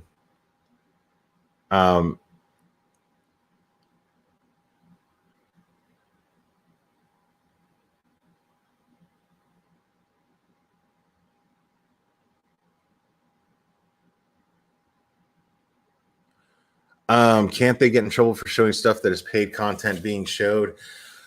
I don't know, because I wasn't using, I don't use Patreon. I just share a YouTube link in my Patreon. So that's normally how I do it. But I mean, that's the thing, dude, is, you know, I never ever do this stuff.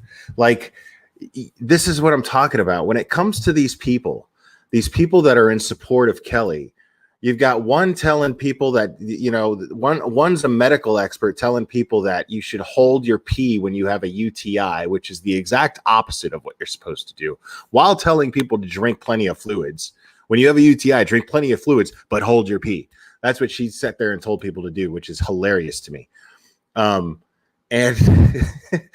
and then you've got another that's being sued for $10 million and answers the emails from the attorney of the plaintiff with the most ridiculously immature and childish responses. And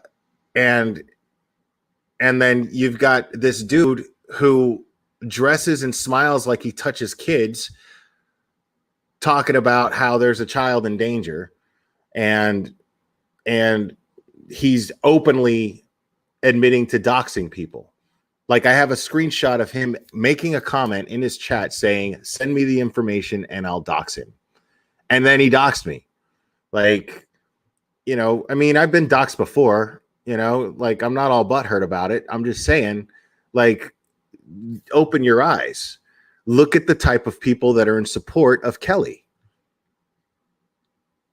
Just look at the type of look at the caliber of person, the caliber of character that is in support of Kelly versus someone like me who, yeah, I make jokes, but, you know, it would have been fine. If this dude wanted to come on my panel right now, you know, normally I'd be like, yeah, cool, that's fine. But the fact is that he's a dirty piece of shit.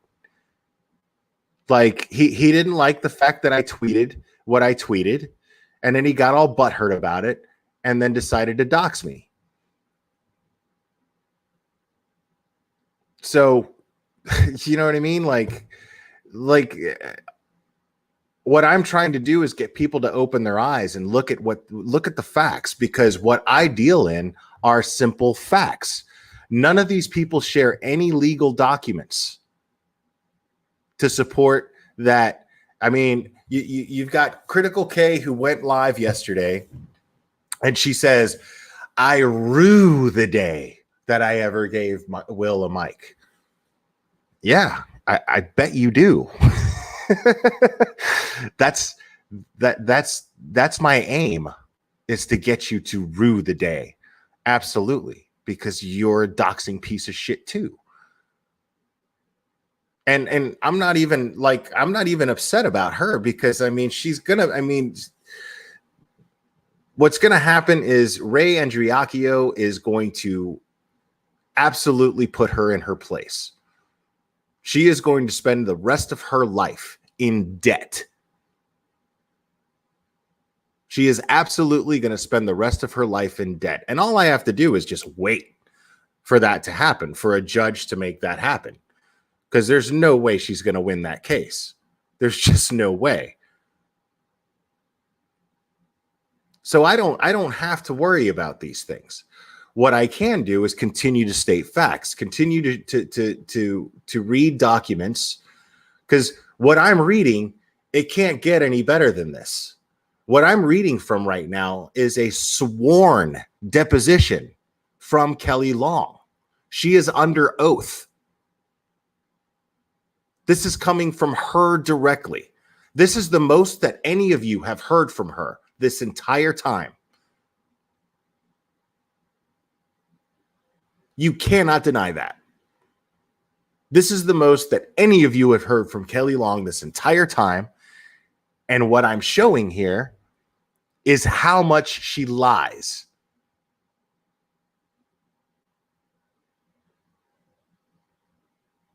So far, 80 pages into this thing, she has shown absolutely no interest in the well-being of her own children through this deposition.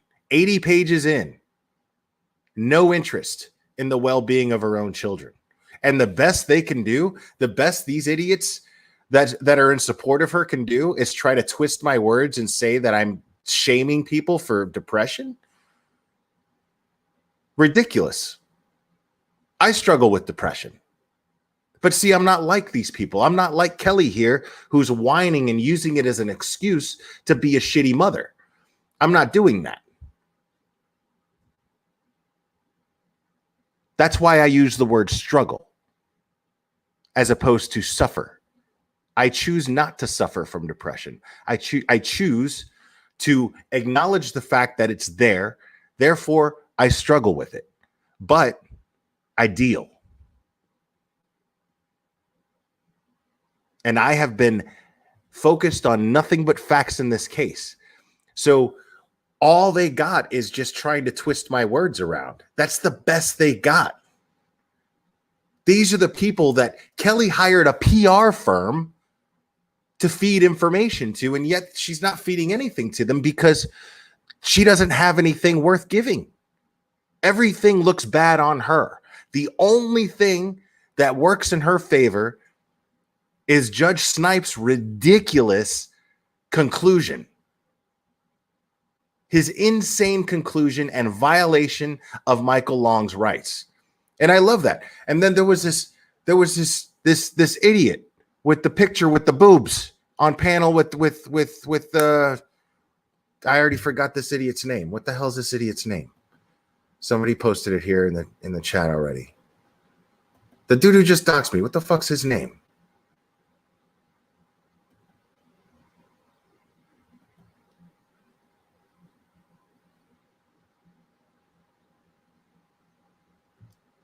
Levi. Yeah, fucking Levi. So this dude, like, he's got the woman on panel with the pic with the titties hanging out. Like, and she's getting pissed off talking about, ow, if I gotta sit through the Glarer's explanation for the Sixth Amendment. No, all I did was read it. All I did was read it. The Sixth Amendment is simple. You have the right to an attorney. You have a right to a jury of your peers. You can't just get thrown in jail. That is a violation of your American rights. Period. It's not, there's no deep explanation behind it. It's very simple.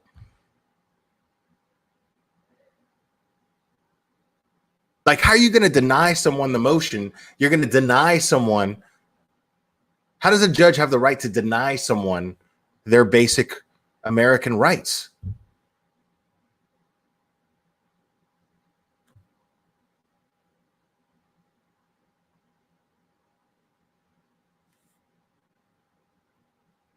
dude, Kay's not even going to be able to afford.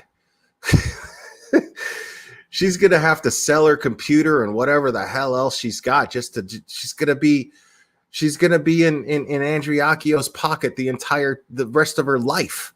$10 million.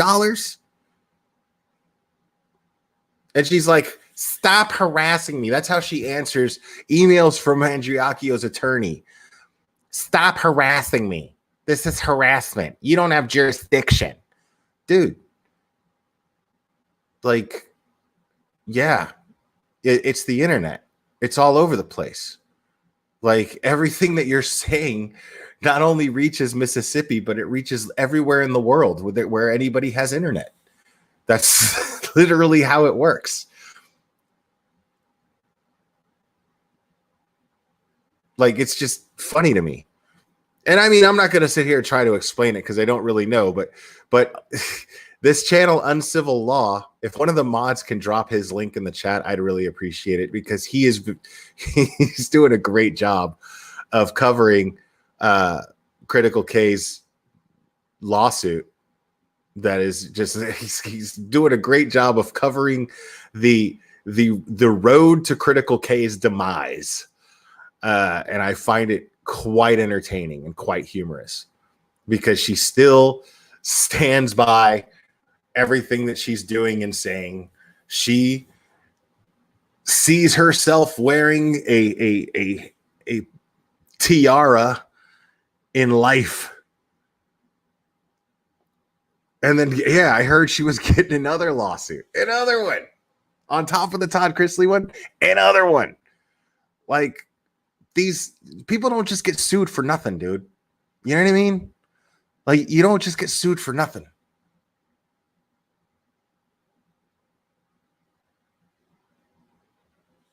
It's hilarious to me. Nah, you rock, Gemini. Yeah, dude, it's so funny to me. Everybody, like, I am convinced that anybody that is in support of any of those creators is a fucking idiot. Like, I mean, stupid. You have to be. You have to be.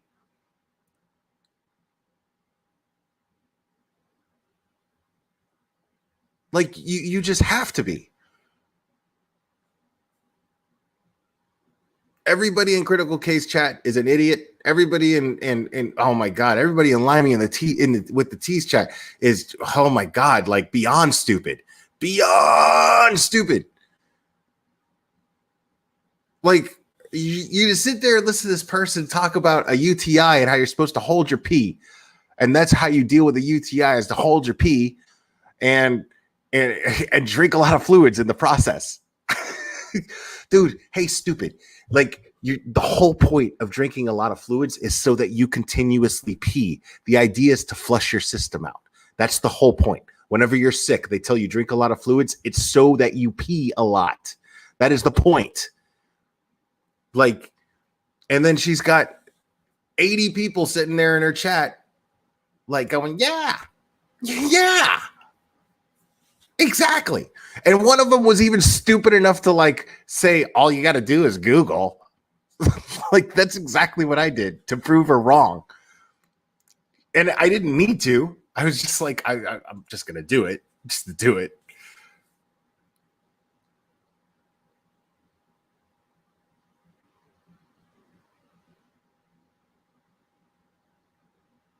It's just so funny to me, dude. Like, who is buying their bullshit?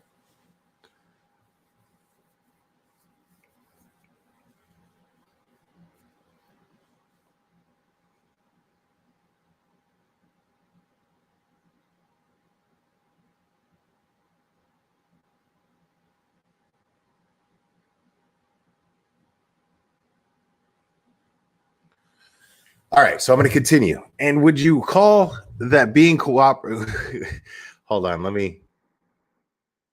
So remember, when we left off, I got sidetracked a little bit, but she was basically, yeah, I'll repeat this part. So you were asked if CPS could take photographs of your home. Kelly said yes. But you said no. And Kelly confirms that she said no. And so they also asked if they could take a picture of Mowgli. And Kelly said no. Do you remember that? Yes. And would you call that being cooperative with CPS? I was afraid of CPS, she said. So no. Why the hell are you afraid of CPS? Why are you afraid of CPS? If you are a sound parent, if you are a sound parent and you are providing a sound environment for your children, there is absolutely no reason on this planet, in this universe, that you would ever be afraid of CPS entering your home. There's no reason whatsoever. Why would you be afraid of CPS if you have nothing to hide?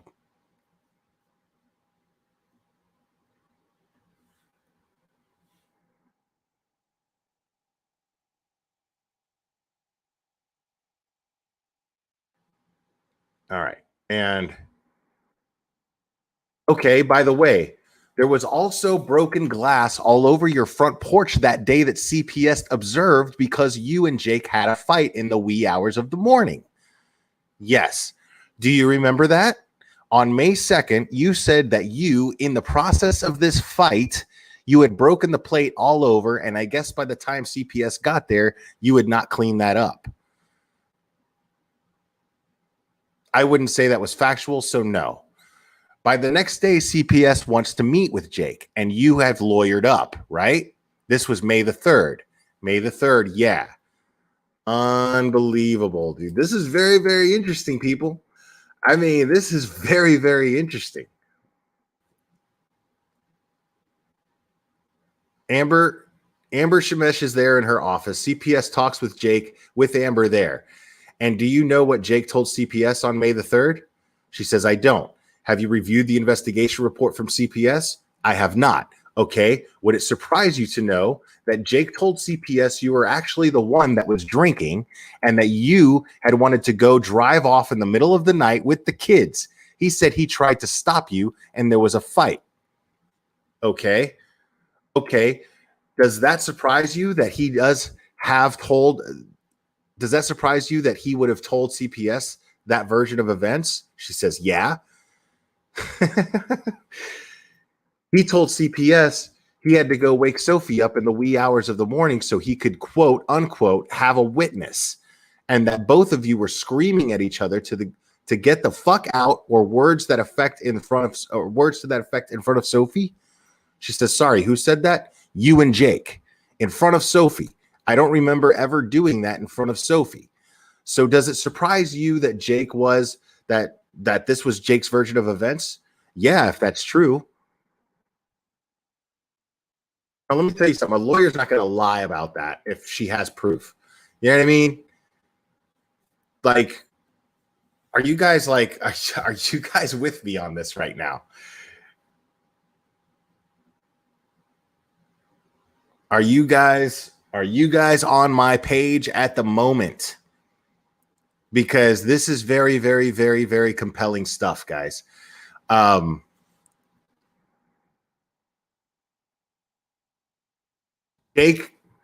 Jake totally threw Kelly under the bus with CPS. Now, this is what I find interesting, though. CPS shows up at the house in the afternoon, but in the morning, there was a fight. Broken glass, and it's still on the front porch. 3, possibly 4 kids in the house, right?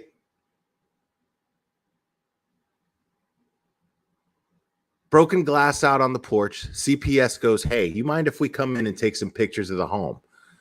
Kelly says, no, you can't.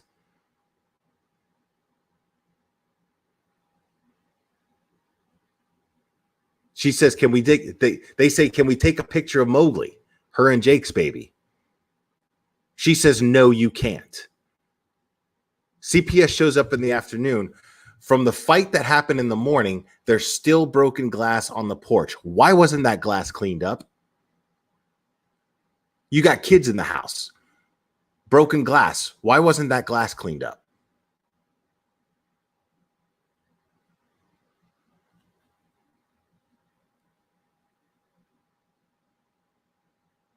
No, she did not deny it. She did not deny it. She's under oath. She's afraid of lying. She says she's afraid of CPS. Why are you afraid of CPS?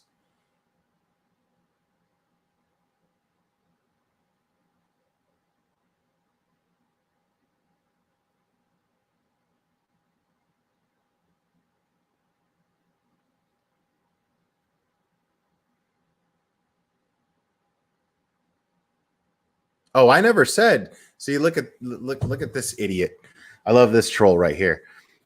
So this idiot is up here saying that Texas CPS doesn't lie and twist words. They write false things or reports, blah, blah, blah. And I'm the stupid one. But I never said anything about CPS being corrupt. I never said anything about that. I said that there are flaws in the system. Now, either there's corruption or there's negligence, one or the other. But an investigation still needs to take place. This needs to be looked into. Every officer of the court right now involved in this case needs to be looked into. Everyone does. Because there's absolutely no reason why any judge would be looking at this and not thinking that this is totally shady as fuck. There's no reason. Why would a judge not look at this and think this wasn't completely and totally like eyebrow raising? She's absolutely lying.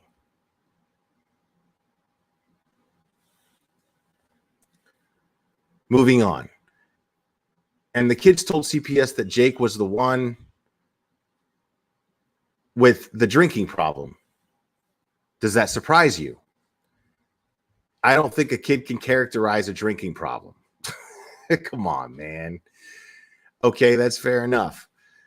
They didn't say drinking problem. I'm just summarizing. They said that they had observed Jake drinking alcohol, that they frequently observed that. Okay. Is that, Kelly cuts her off and says, I don't know if they would say frequently. Can a kid define frequently? Y'all see what she's doing here? Just dodging. Does it surprise you that your kids would have told CPS that they saw Jake drinking alcohol? I think no. It doesn't surprise you because you also saw Jake drinking a lot of alcohol during that time period, didn't you? I never say frequently. I never said a lot. I think most adults drink alcohol at some point in their lives. Ms. Lichman says, okay, but Kelly, I'm just going to object as non-responsive again. She says, okay. And so she says, Ms. Lichman says, it probably doesn't surprise you because you also saw Jake drinking quite a bit during that time. No, Kelly responds. Would you describe his alcohol consumption at the time being problematic? No.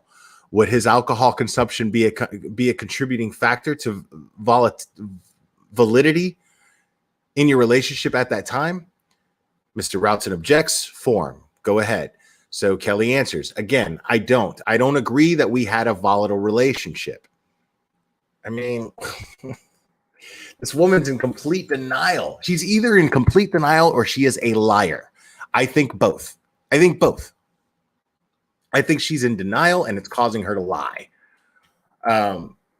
Ms. Lichman says, okay, so what I'm getting from you, your testimony today is that you don't think that Jake had any sort of issues with alcohol.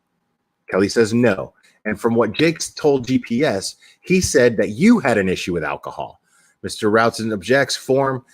Ms. Lichman says, do you have an issue with alcohol? Did you have an issue with alcohol at that time, Kelly?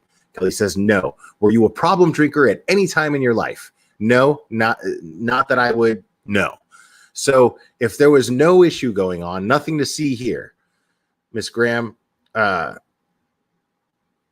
interjects. Jamie Graham interjects, and she says, it's still stopping. What do you want me to do about it? Miss Lichman says, it's fine. Okay, so I think it has something to do with a recording device or something to that effect. I don't know.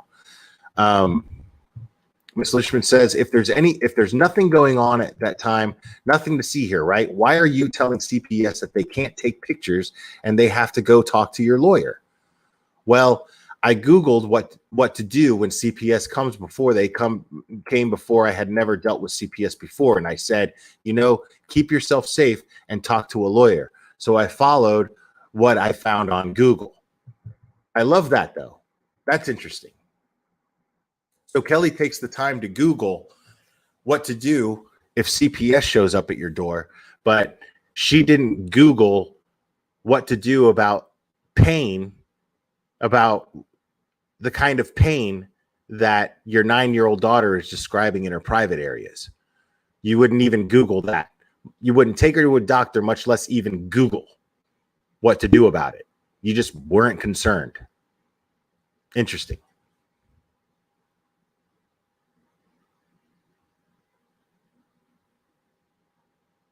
Good point. Good point, Mrs. R&B. Why would you Google that if you didn't expect them to show up?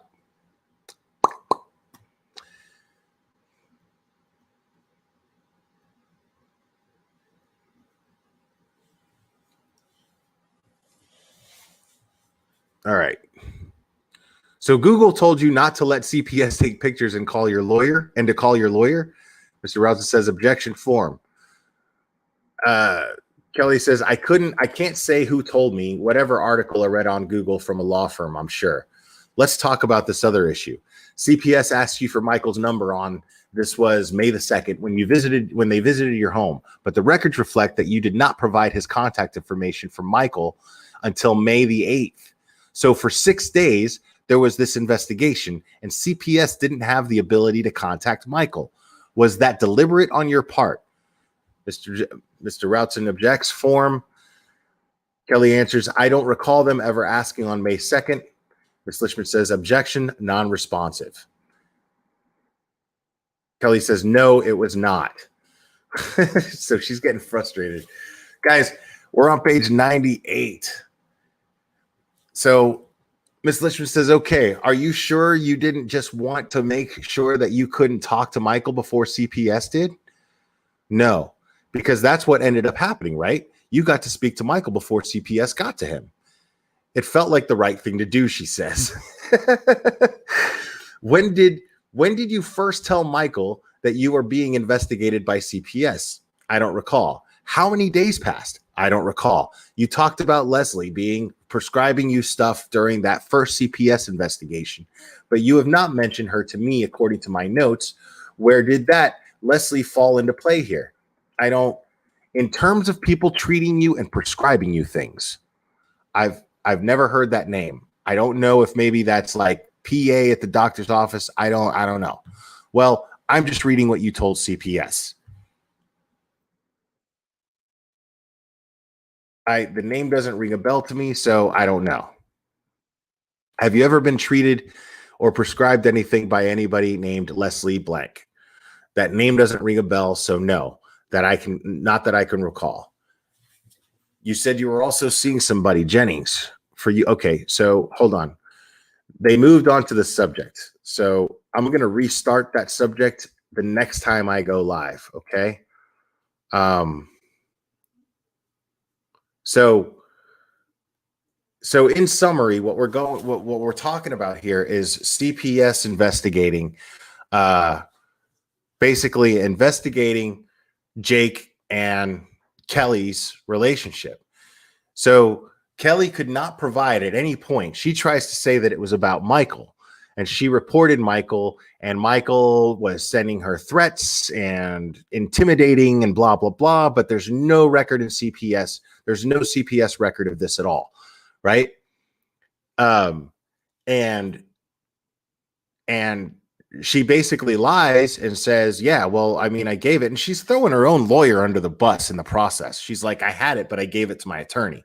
And her attorney's sitting right next to her. But her attorney at no point is like, no, yeah, I got it. Right. So I find this very, very fascinating because after this, I mean, she basically corners her into admitting, like, why is CPS investigating? Why is CPS sending you to counseling, you and Jake, if it's about Michael? Yet there's nothing on the record about Michael. As far as CPS goes, there's nothing on the record. You didn't enter anything in discovery about that. And I checked with CPS and there's nothing. So what are you trying to pull here?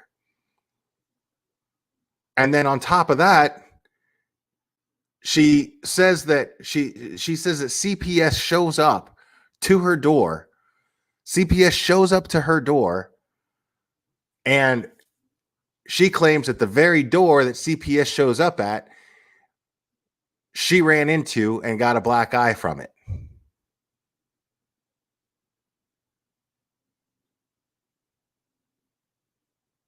And then it turns out that behind Kelly's back, Jake tells CPS that Kelly got drunk the night before, this is why they got into a fight, that Kelly got drunk the night before and tried to take off driving with the kids.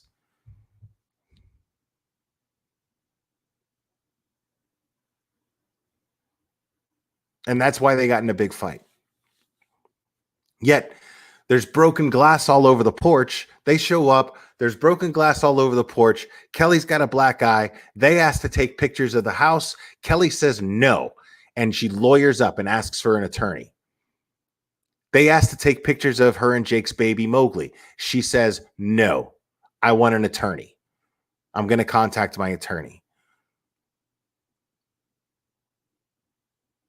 She says she's afraid of CPS, and that's the reason why she lawyered up. Guys, if this isn't absolutely eye-opening to you, then I don't. Good point. Which is exactly, people, why I think Courtney is feeding information to these shitty YouTube channels. Courtney has a motive behind doing what she's doing. She's throwing Michael under the bus because she is going through her own divorce, and a custody fight over Phoenix is inevitable. It is inevitable.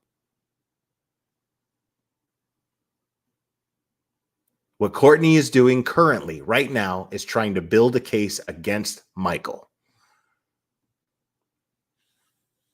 So that's why she's joining the fight against Michael. But what she doesn't seem to give a shit about is the fact that what she's doing is throwing the fight for Sophie. The fight that she helped start. The fight that she put a lot of work into.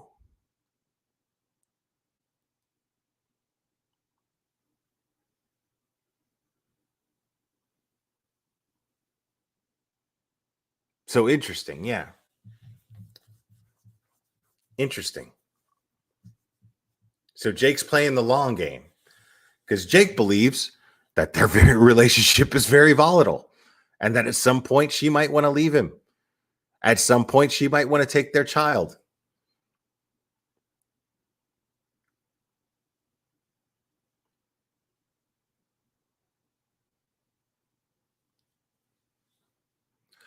I don't know for a fact. You could be right, Lalin, but I don't know for a fact. But she's rumored to be in Limey with the T's Facebook group and quite active in it.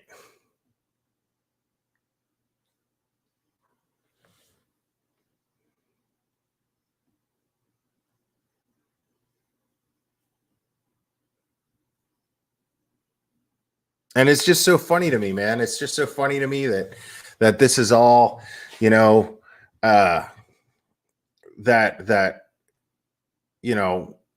Colostomy K is up there on her channel yesterday talking about, it's all about Sophie's safety, and we need to call the Guadalupe Police Department. And she's like blaming, all of a sudden now the cops are the problem, right?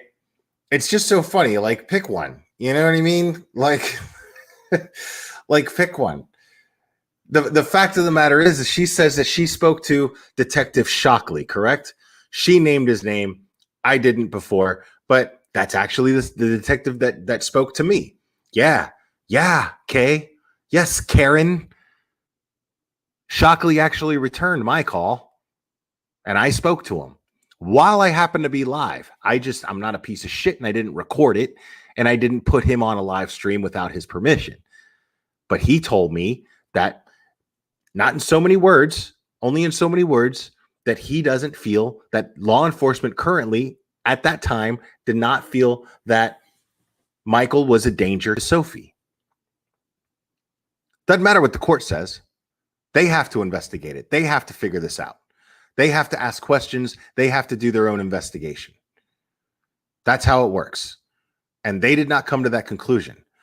His words to me were, Michael Long does not meet the requirements that would merit a Amber Alert for Sophie. His words. Yet there's still no Amber Alert. Still no Amber Alert. And the police are not actively searching for Michael.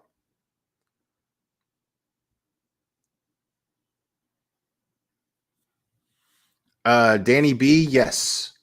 I'm assuming that they are still together because Kelly recently filed a motion. Trying to lift the order of Jake not being able to be around the kids, which she broke anyway. So I don't even know why she's even trying to do that. She already broke it, and as a result of her breaking it, one of her sons shattered his wrist. So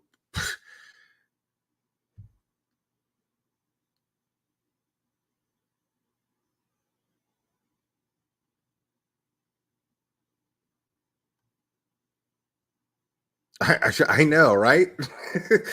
Like, why are people seeing that? These people aren't sharing any documents, and they'll try to tell you, oh, it's because these documents are sealed and you're not allowed to. Bullshit.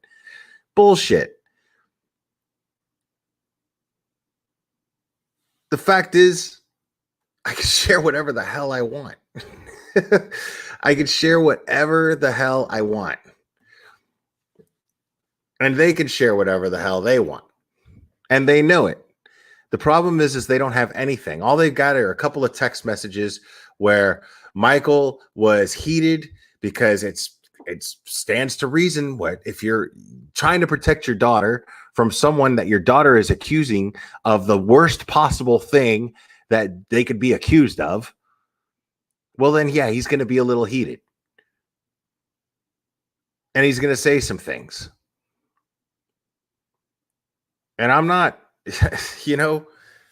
I love that. And I hear, Colostomy K sitting there going, oh, it hurts my heart. It hurts my heart. And I'm like, dude, you don't have a heart. You don't have a heart. Like, it's the funniest thing in the world. Kay has no sense of empathy for anyone ever, for anything, ever. She doesn't even have empathy for Kelly. She just talks like she does. She doesn't, because their actions don't even dictate it.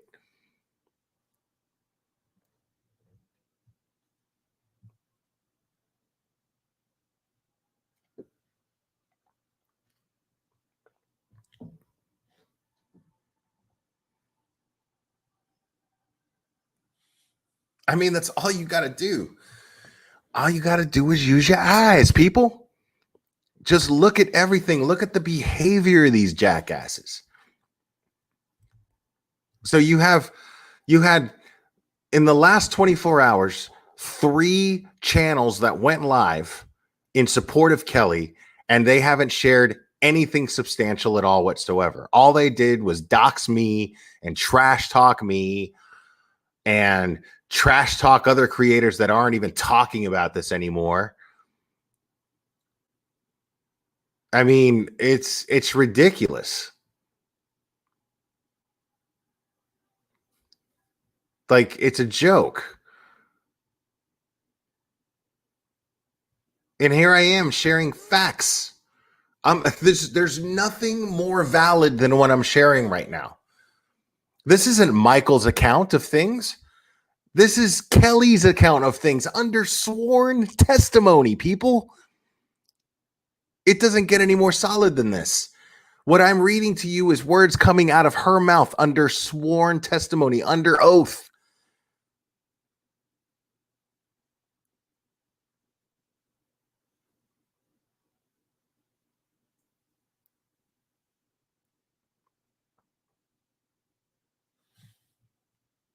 Yeah, I'm sick of you. Get the fuck out of here.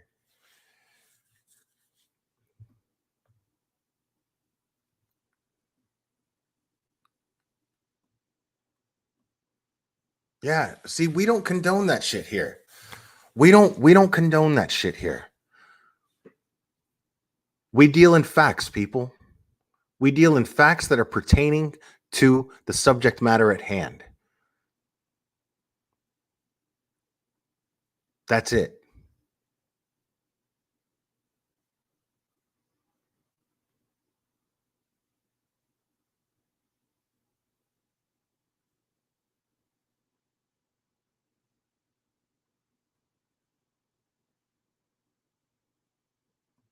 Yeah, that's what's going to happen. I mean, that's what's really going to happen. I love how Karen was up there on her channel talking about, oh, you know, poor Sophie, it's going to take some time, and she's trying to play the empathy card. She's trying to act like she's sweet and she has a heart, and she doesn't. She's full of shit. And she's sitting there going, oh, you know, Sophie, one day she's going to grow up, you know, and then she's going to look back on all this. And I really hope that she still loves both of her parents and blah, blah, blah, blah, blah. You know what? I hope so too. But the difference between me and Karen is I genuinely hope she does. I genuinely hope she does. What I hope is that K.Long gets out of the situation that she's currently in. But the thing is the way that Sophie has described things to Michael, the way Michael has told me that Sophie has described things to him,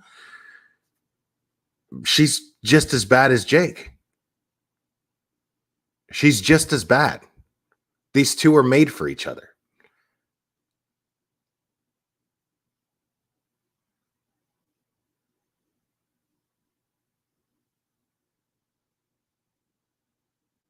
I'm seeing evidence that at the very least, Kelly just does not give a shit about these kids. That's what I'm seeing. Based on what I'm seeing in her testimony here, I'm seeing somebody who just doesn't care about her own children at all.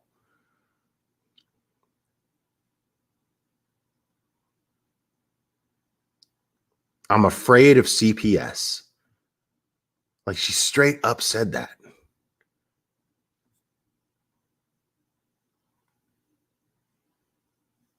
Guys, we got a long way to go. I'm going to be doing this for a while. Not tonight, but I'm going to be doing this for a while, guys.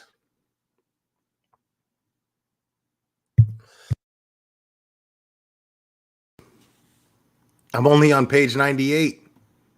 Page 98 out of 285. And I'm going to keep going, and I'm going to keep going.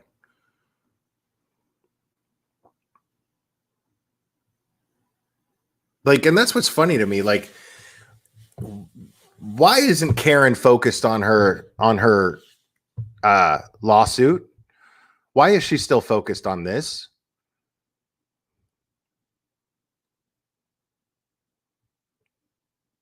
That's what I want to know.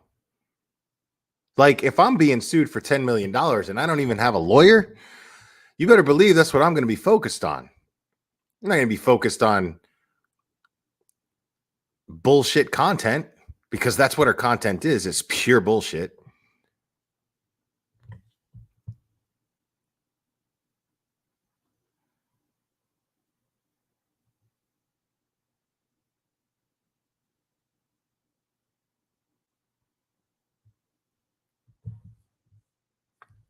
I mean, you can't deny that Michael, his actions are consistent with somebody who's trying to protect his daughter. Maybe his methods are questionable. Absolutely. Sure. Maybe his methods are questionable. That's fair. But I'm seeing a man that's doing whatever it takes to protect his child based on the claims that are happening and based on what I'm seeing here. If I'm the dad and I'm reading this deposition, I am greatly concerned for my child being in that environment. I mean, let's just dismiss all the SA claims. Let's just forget that for a second, right? Forget all the SA claims. Let's just forget that for a second. But what about the violence in the home? I don't want my kids around somebody I don't want my kids in an environment where they're going to see their mother beaten.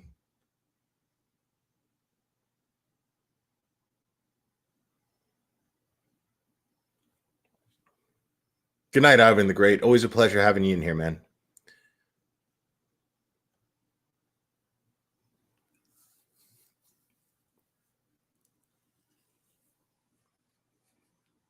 Oh yeah. I mean, I know. That's what I'm saying. It's all about the money for her. That's it. That's all it is.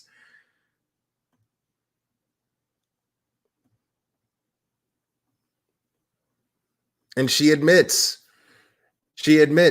I read it, I don't know, yesterday, the day before, she admits that her that she has this PR firm under her employ, and this PR firm is reaching out to these shitty YouTubers.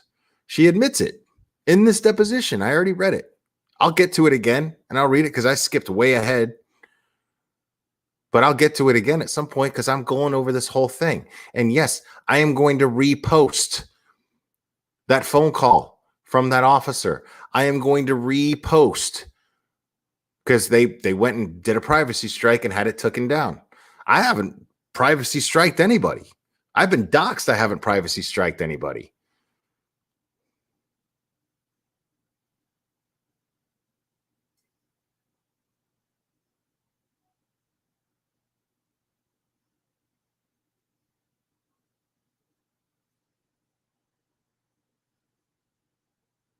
And yet they're so afraid of the truth going out.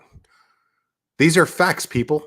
This is data that I'm sharing. I'm sharing body cam footage and recorded phone calls, and yet they want to take them down and say that it's a violation of someone's privacy. Bullshit.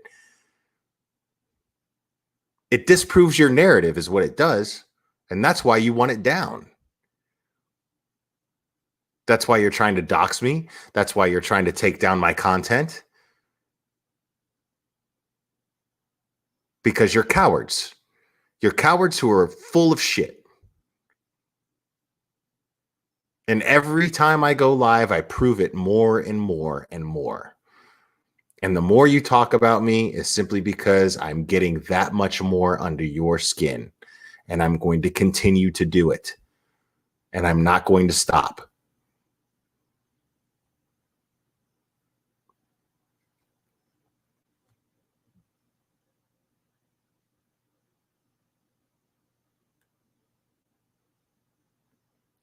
Right.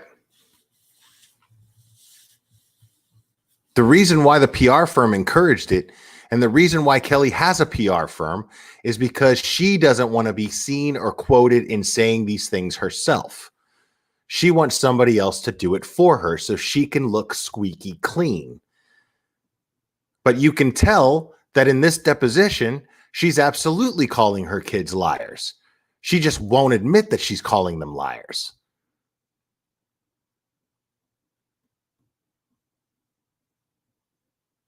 Because Miss Lishman makes it abundantly clear. She asks her all the right questions that corners her.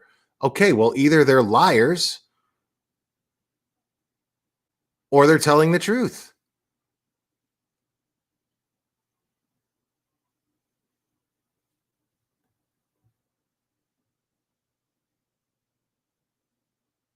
All three of her kids are liars, apparently.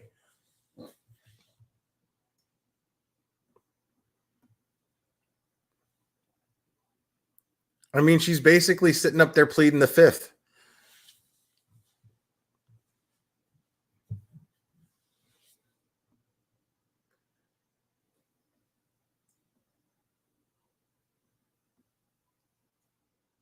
Dude, hashtag Glare was right. Because I'm showing the proof. Jake Bellington is clearly a piece of shit. And it's according to Kelly. She just won't say it. But she's basically she's putting all the pieces of the puzzle on the table as to what makes Jake Bellington a piece of shit. Absolutely.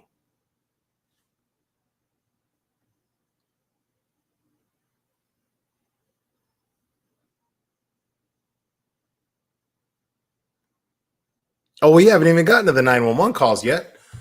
Shit, I told you I'm only on page 98. We haven't even gotten to the 911 calls yet. That's a whole nother thing.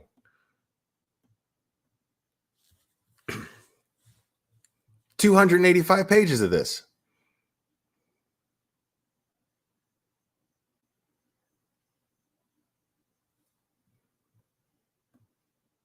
I agree, Mary Scott.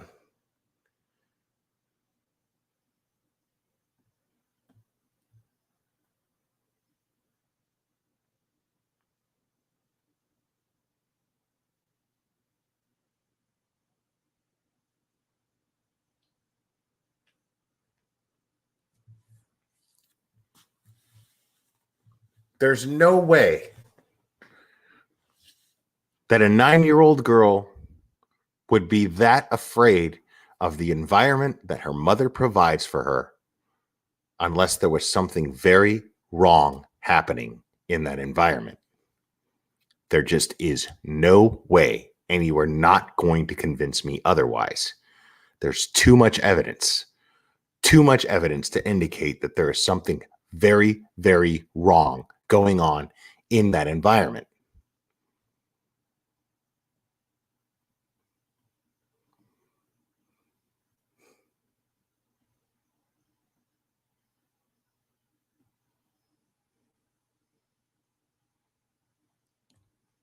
Guys, I love you very much, and we will do this again very soon, my friends.